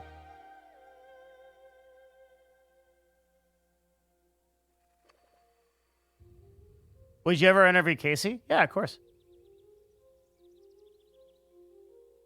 Do you ever think that Twitch will add better ML for Discovery? They already are. I mean, it's showing that. Yo, thanks for the tier 1. Appreciate that. Why is Pokimane so huge compared to other women just by chance or something concrete? There is no chance. Pokimane has done things. Pokimane is one of the most frustrating people to talk about because she has done so many things that no other streamer has done. She has 3 YouTube channels. She updates every one of her social media platforms. She has a team of 12 people that work with her. She has merch. She's joined a collaboration for Offline TV to be able to do collaborations. She has done so much to get to where she is. And so many people are just like, yeah. Watch the Graham Stephan video called Confronting Pokimane, and you get an idea of just how much she's built her brand. It's not even contestable, dude. It's like, it's so crazy how much work she's put in, and everyone's just like, LOL, hot streamer, like, whatever. Like, it's frustrating. It's really frustrating. Like, Stephan Graham's video on this is super good. It's like, Pokimane literally outworks almost everybody on the platform. In fact, she may be the person that works the hardest out of any streamer that I know. And despite that, like, everyone's just like, LOL, girl streamer, easy. It must be so frustrating. That's the real thing. Like, you ask what holds women back from being more successful on Twitch? It's the idea that you can imagine having to try to achieve all that success and someone says, oh, it's just because you look good. You don't even want to try to start. Like, holy fuck. If everybody thought that all of my analytics knowledge and all my business knowledge was because I just look really good, I'd be so pissed, dude. Like, I've earned this shit and I know it and everyone else knows it. But man, if you just laugh it off, because I have the privilege to do that, right? Because I have the privilege to do that. But it's like when you hear every day that all of your success is just because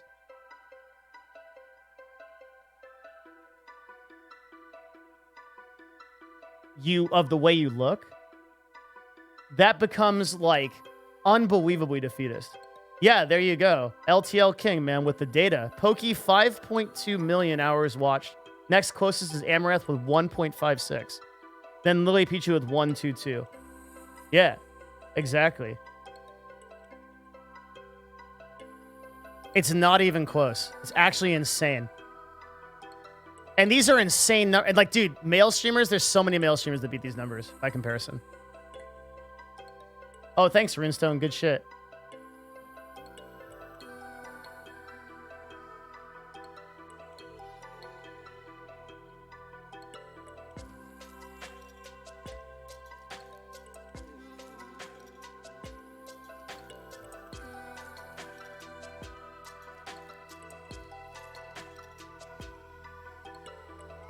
It's not even a contest. This is the easiest. Like, there is data for me. Like, it's sometimes difficult or wishy-washy or a gray area for me to make an argument. this is not one of those places. There is no contest. There is absolutely no doubt. I am 100% confident in this answer.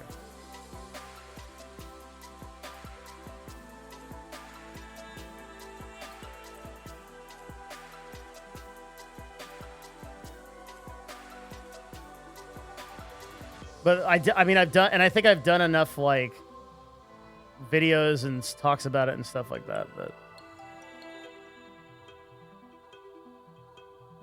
well, no, you can never do enough because you have to keep bringing awareness to it. Do you track YouTube streamers as well? No, not really. Sometimes.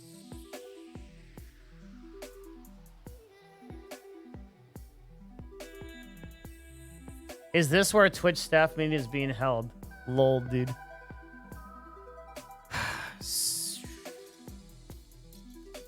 Okay, it's 11 right now. Holy shit, this is late. When's the last time we've had an 11? We've had an 11 o'clock stream. That's actually insane, Twitch chat. Holy shit, it's been like a year.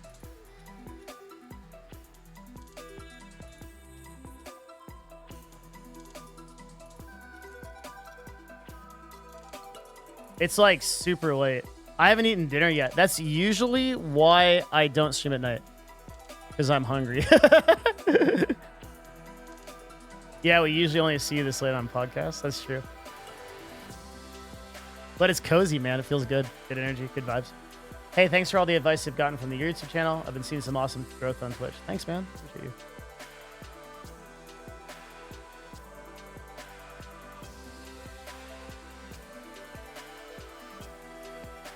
Does streaming on YouTube fuck up your analytics or damage your channel if the VOD gets posted? Yeah, just unlist it. Thanks, Artman. Nice. A lot of nice people. What's your sleep schedule right now? It's fucking objective dog shit. I've been going to bed at like stupid o'clock and waking up at like, holy shit, I'm dumb. It's insurmountable, dude. I gotta get a life. It's bad.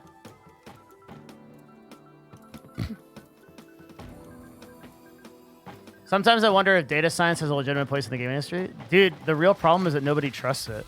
Look at how difficult it is for me to try to convince people about this woman thing. It's like that for everything.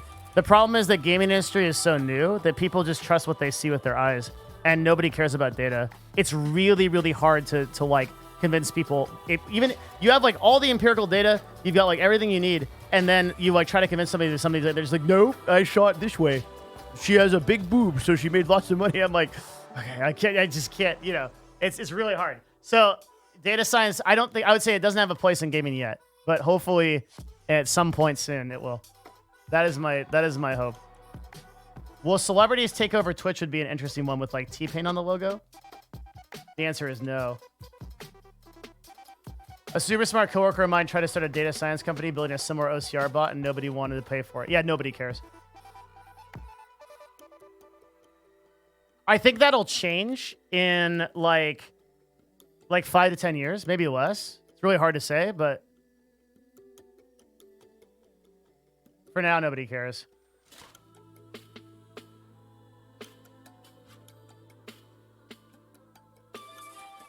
For now, nobody cares.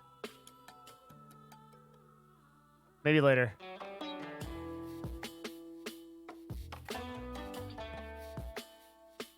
Do you have a BBA? What the fuck is that? Business, big booty ass, big BBA, big.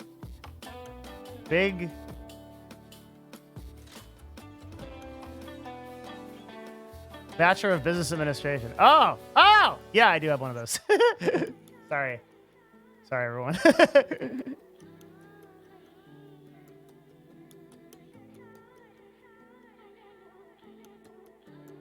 Hi, what if I can make you immortal, faster than God and Satan? Immortality is my real friend, and I have been watching before you were even born. I feel you're ready. Our blood is all blood. That's cool. That's a thing that I haven't seen for a while. I don't really want to be immortal. I think that would be really shitty because I'd have to wait till like the heat death of the universe and I'd just be floating around for a long time. I appreciate the offer though. I kind of want to die, especially 2020 has just been, I don't want to die right now, but you know, like eventually. Okay, no problem, man. Yeah, thank you for the offer though. Appreciate it. I just want to die eventually, Twitch chat, not right now. I love my life. Like, I'm saying like eventually I want to die. You don't want to die eventually? Holy shit. I kind of want to die, Devin Nash 2020. That's not what I mean. I mean, I like love my life and I'm super grateful, but at some point I will get at Healthy Gamer GG, dude. Kind of want to die. I never want to die, TVH. You haven't thought about it. Or you're young. I think you're probably like less than 25. Because when you're 30, you'll want to die. Like, yeah. Give it time. Like, you get to the point where you just got so much shit you got to deal with. You're just like, I'm over it. I'm good. By the time I'm like 75, I don't know. I'll be like, with how mad I am at young people now, I can't imagine how mad I'll be then. I'll just be sitting there fucking angry. God damn kids and their Twitch. God, fuck. Can't stand it. All games are bad now. I'm playing Genshin Impact 8 and I hate it. Pay to win shit. Can't even get an item unless I pay to win. Like, you'll be over it, dude. You'll just be like, you just take me now, Satan. Like, I want to go. You won't understand music. You won't understand music anymore. You won't understand what's cool. You'll just be upset all the time. You'll have to pee every hour.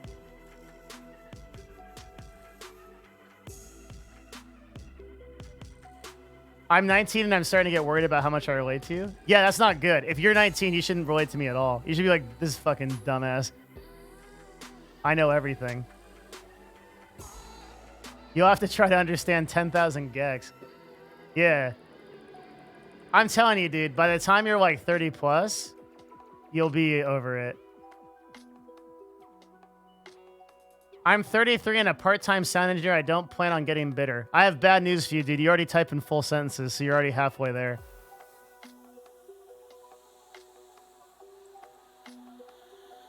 It's not looking good, man. The verdict is not good, dude. Thanks, dude.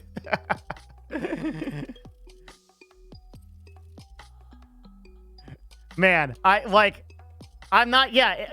Like, here's the thing. There's a really good quote on this by Lucius Seneca. It is not. I'm going to read this. You guys are ready to fucking brain out here? Let's read this together. This is going to change your life. I need to make sure the vibes are right for this. Yeah, they're right. It is not that we have a short time to live, but that we waste a lot of it. Life is long enough, and a sufficiently generous amount has been given to us for the highest achievements if it were all well invested. But when it is wasted in heedless luxury and spent on no good activity, we are forced at last by death's final constraint to realize that it has passed away before we knew it was passing. So it is, we are not given a short life, but we make it short. And we are not ill, supplied, but wasteful of it. Life is long if you know how to use it.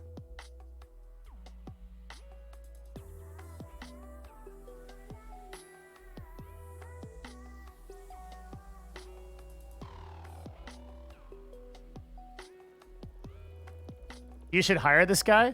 He's dead. This is an ancient Roman philosopher.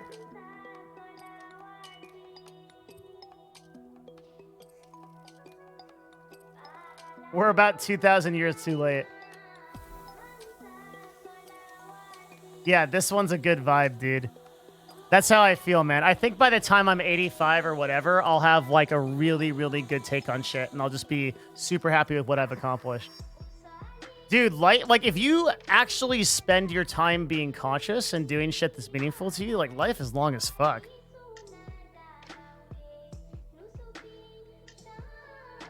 I thought you were 85. I'm getting there. He's gonna join the lab. Seneca in the lab would be OP. Yeah, in a few years. Few years I'm out, baby.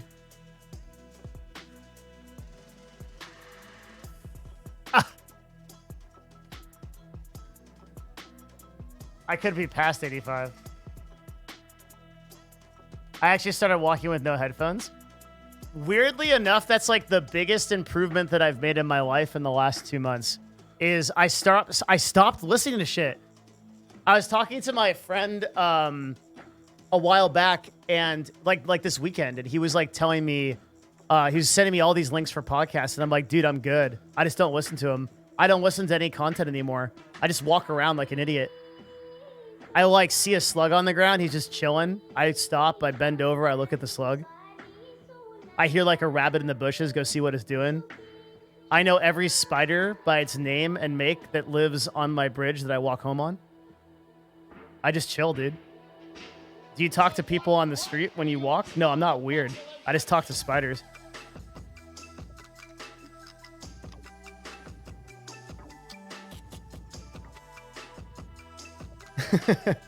You're more conscious? Yeah, I think it made a big difference in my life.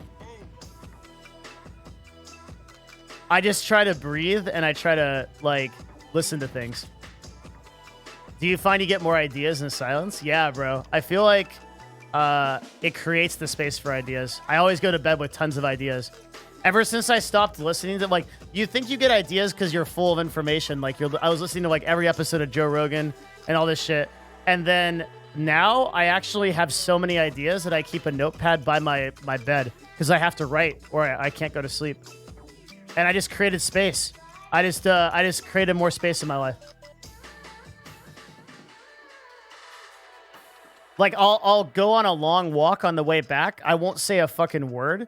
And man, it sucks that I've actually gotten this far in my life and I didn't realize this because I've missed out so much, right? I'm going to go on a long ass walk and all I'm going to listen to is the rain that like patters on my hood. Total silence. Do you meditate? Yeah, I meditate in my office, but I never like walked like this before.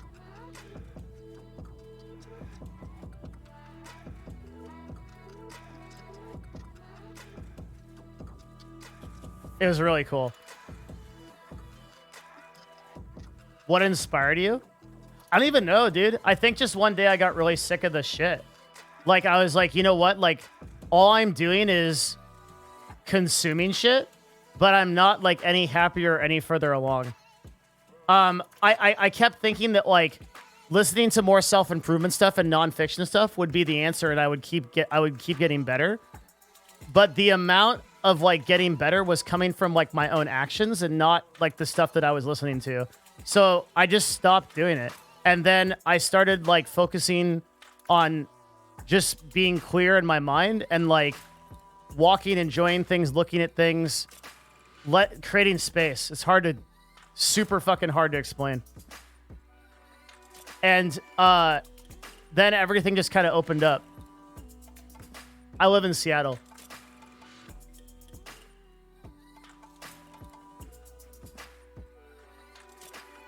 Your vibe's dope. Thanks, man.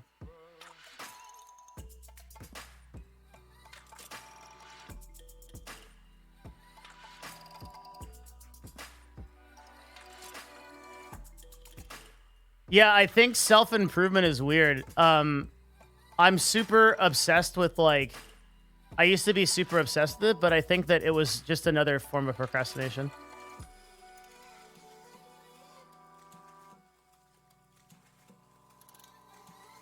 Which is kind of fucking crazy when you think about it.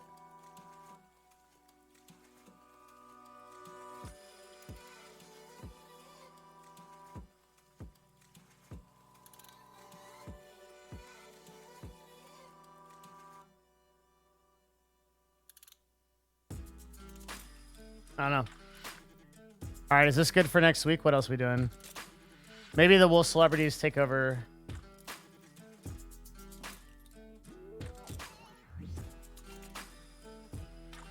Hi, Runestone Gaming spends half an hour after stream to post a lengthy list of people on Twitter that he wants to thank. He wants to know if this is worth his time.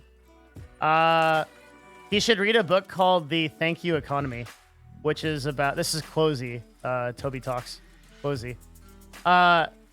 Thank you economy is about how you add value to individuals instead of groups of people. Like we tend to think of like, oh, if it's not like 100 viewers or 1,000 viewers, but every person is an individual. So yeah, thank you economy would be the book that he wants to read.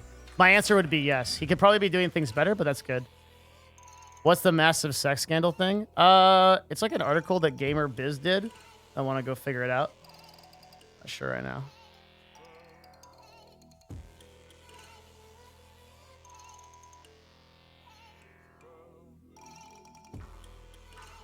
Yeah, Teari just linked it. Okay, so Tuesday we have the meeting with John Silva. So we need Wednesday is we have damn our week's busy next week because we have the D&D thing Wednesday afternoon. Friday we have Tarrion Vale.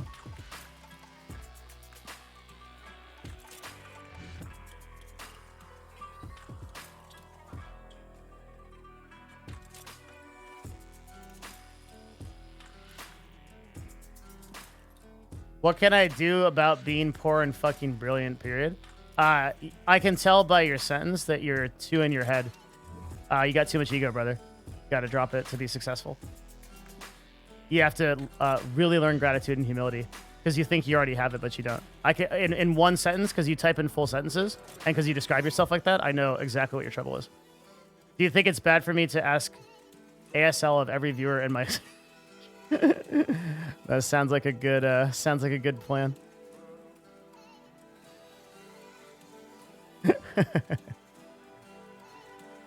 you really have to drop ego to be successful? Yes. You can be a narcissist. You can really like love your shit, but if you don't drop your ego, you're gonna be way behind people that are coming from a place of value.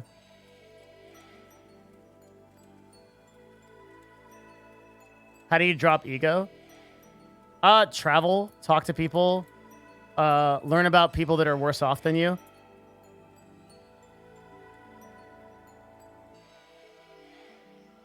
I want to learn more about Buddhist philosophy. Where can I... Dude, I used to not have an answer to this question, but I actually have a good answer now. There is a really good talk.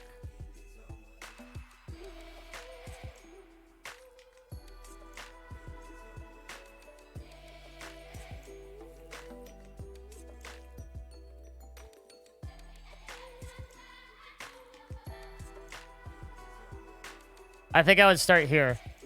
And if you like it, listen to the second, third, and fourth one. I'll link it for you. There's a...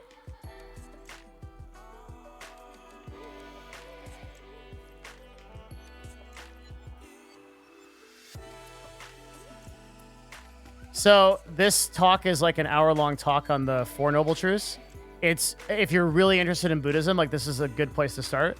And he finished... He also right now is working on...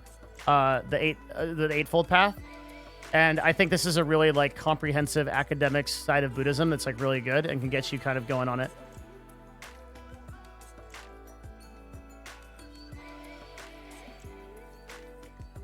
Listening to a white dude about Buddhism, you're so dumb. Jesus, I'm getting a different type of viewer right now. What the fuck?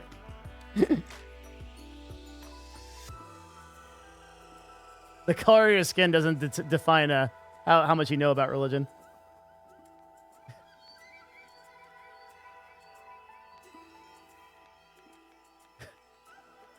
If this guy's more Asian, he knows more about Buddhism.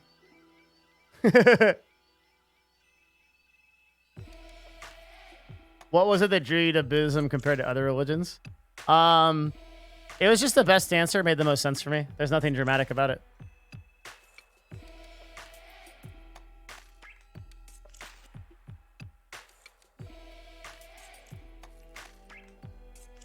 I just spent a lot of time reading and studying. My parents put me in a bunch of classes for religion, and it seemed like the best answer to me, so I went after it. Stayed with it.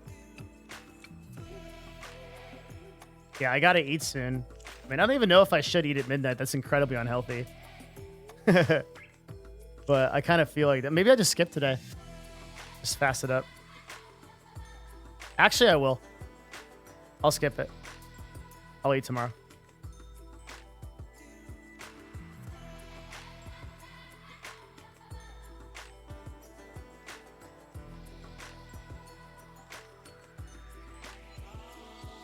Do you turn into a gremlin when you eat something at midnight? That sounds reasonable.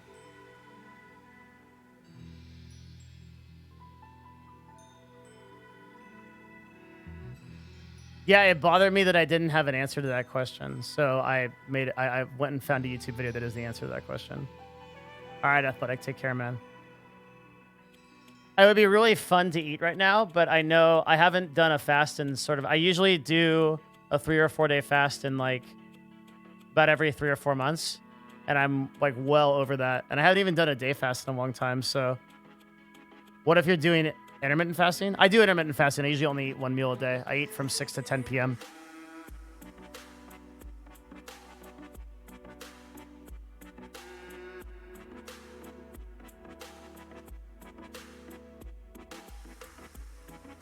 If you eat tonight, you'll be playing Genshin Impact first thing tomorrow morning. Oh my god, if that's true, I'm never eating again, dude.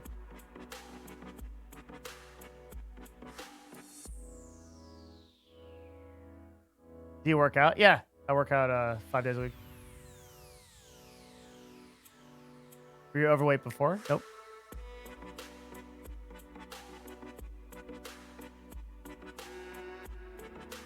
Running 40 miles a week and eating whatever you want is meta now. Dirty bulking, dude? I don't know. I'll have to decide. What's on Twitch right now? That's what I'm going to watch when I get home. Is it just Among Us shit? If it's just Among Us shit, I ain't eating, dude. Ain't worth it. Yep, it's just Among Us shit. It's all Among Us, Phantasmophobia, and VR chat.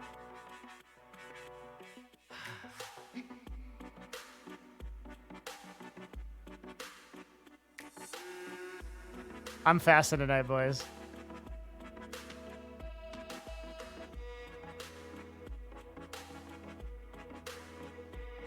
Have you played Among Us? No.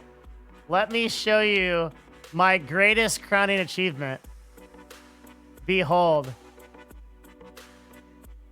What's your favorite thing to eat? Salad? Salad and wild-caught Alaskan salmon. And ribs. Steam. Library. You will not see a game here. Artifact, Assassin's Creed. Not proud of that one. Atlas, Evorian, Baldur's Gate Enhanced Edition. Banished. AGANANARARARAS. No AM. No AM. It's on his phone. Filtered by installed. Is it? I don't know how to change the filter. Nice try, Devin. Look at the hidden games. Then you guys will see all my hentai games, dude. Advanced filtering options. None.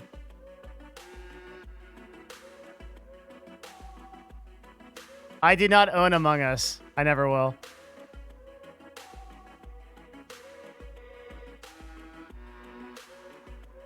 Ignore the Path of Exile thing that says 98.3 hours last 2 weeks. That's probably a bug.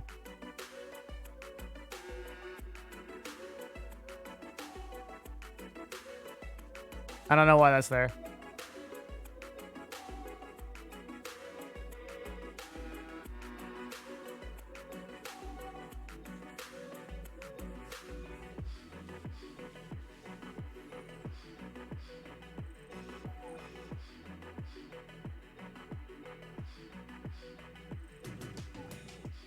I will never play Among Us on this stream.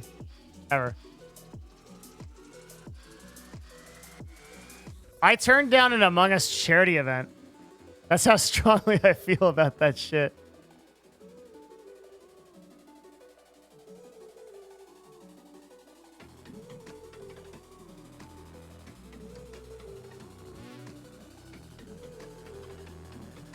That's how fucking strong I feel about that shit. What bugs you so much about it or just not for you? It's both.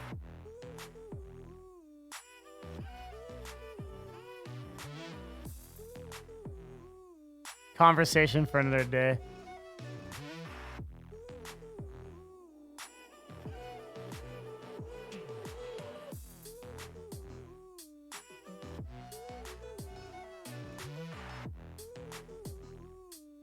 Yeah, I love Heist. It's awesome. I'm still playing it. Heist is great.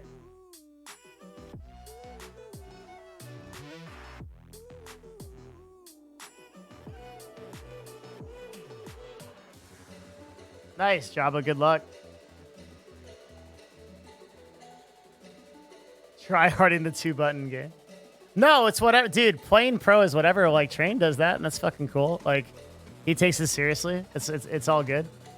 It's all, it's not, that's not the issue. Just not for me, maybe.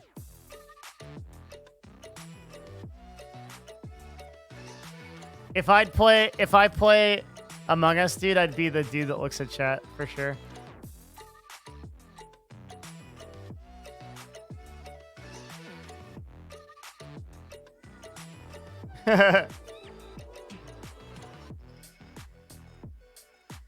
I don't know. We'll talk about it later. I think I'm gonna bounce the Twitch chat. It's 11:30. I want to maybe get something to eat, maybe not. I'll have to think about it on my walk home. But either way, I think it's late enough for me to be at the office. I should get home. John Silva thing will be Tuesday probably. I'm gonna go hit him up. Join up the Discord, man. Thanks for. I hope you guys enjoyed this kind of like weird late night stream. We'll be back Monday. I'm just kind of like organizing my shit so that I'm actually gonna come into the office, I think, and film a YouTube video too, Saturday or Sunday, to keep stuff going. But post some hearts in chat. Hey, thanks for the 50 subs today. Appreciate it a lot. That was really nice of you guys. I will see you again on Monday. Very good vibes. I think like our streams are getting really good. I hope I can be here more. Sorry, this week was crazy. Thanks for following. If you wanted to follow the stream, I just feel like I had so much to do this week. I was just so overwhelmed by like projects and stuff at the company that I didn't have time. So I'll try to stream more for you guys next week, and we should pick it up back on Monday. But I'll see you in Discord in the meantime. Have a wonderful rest of your evening, and thanks for coming out. I appreciate it. Awesome. See you guys again then. Have a good night. Okay. Take care of yourselves and each other. Bye. Bye. See you on Discord.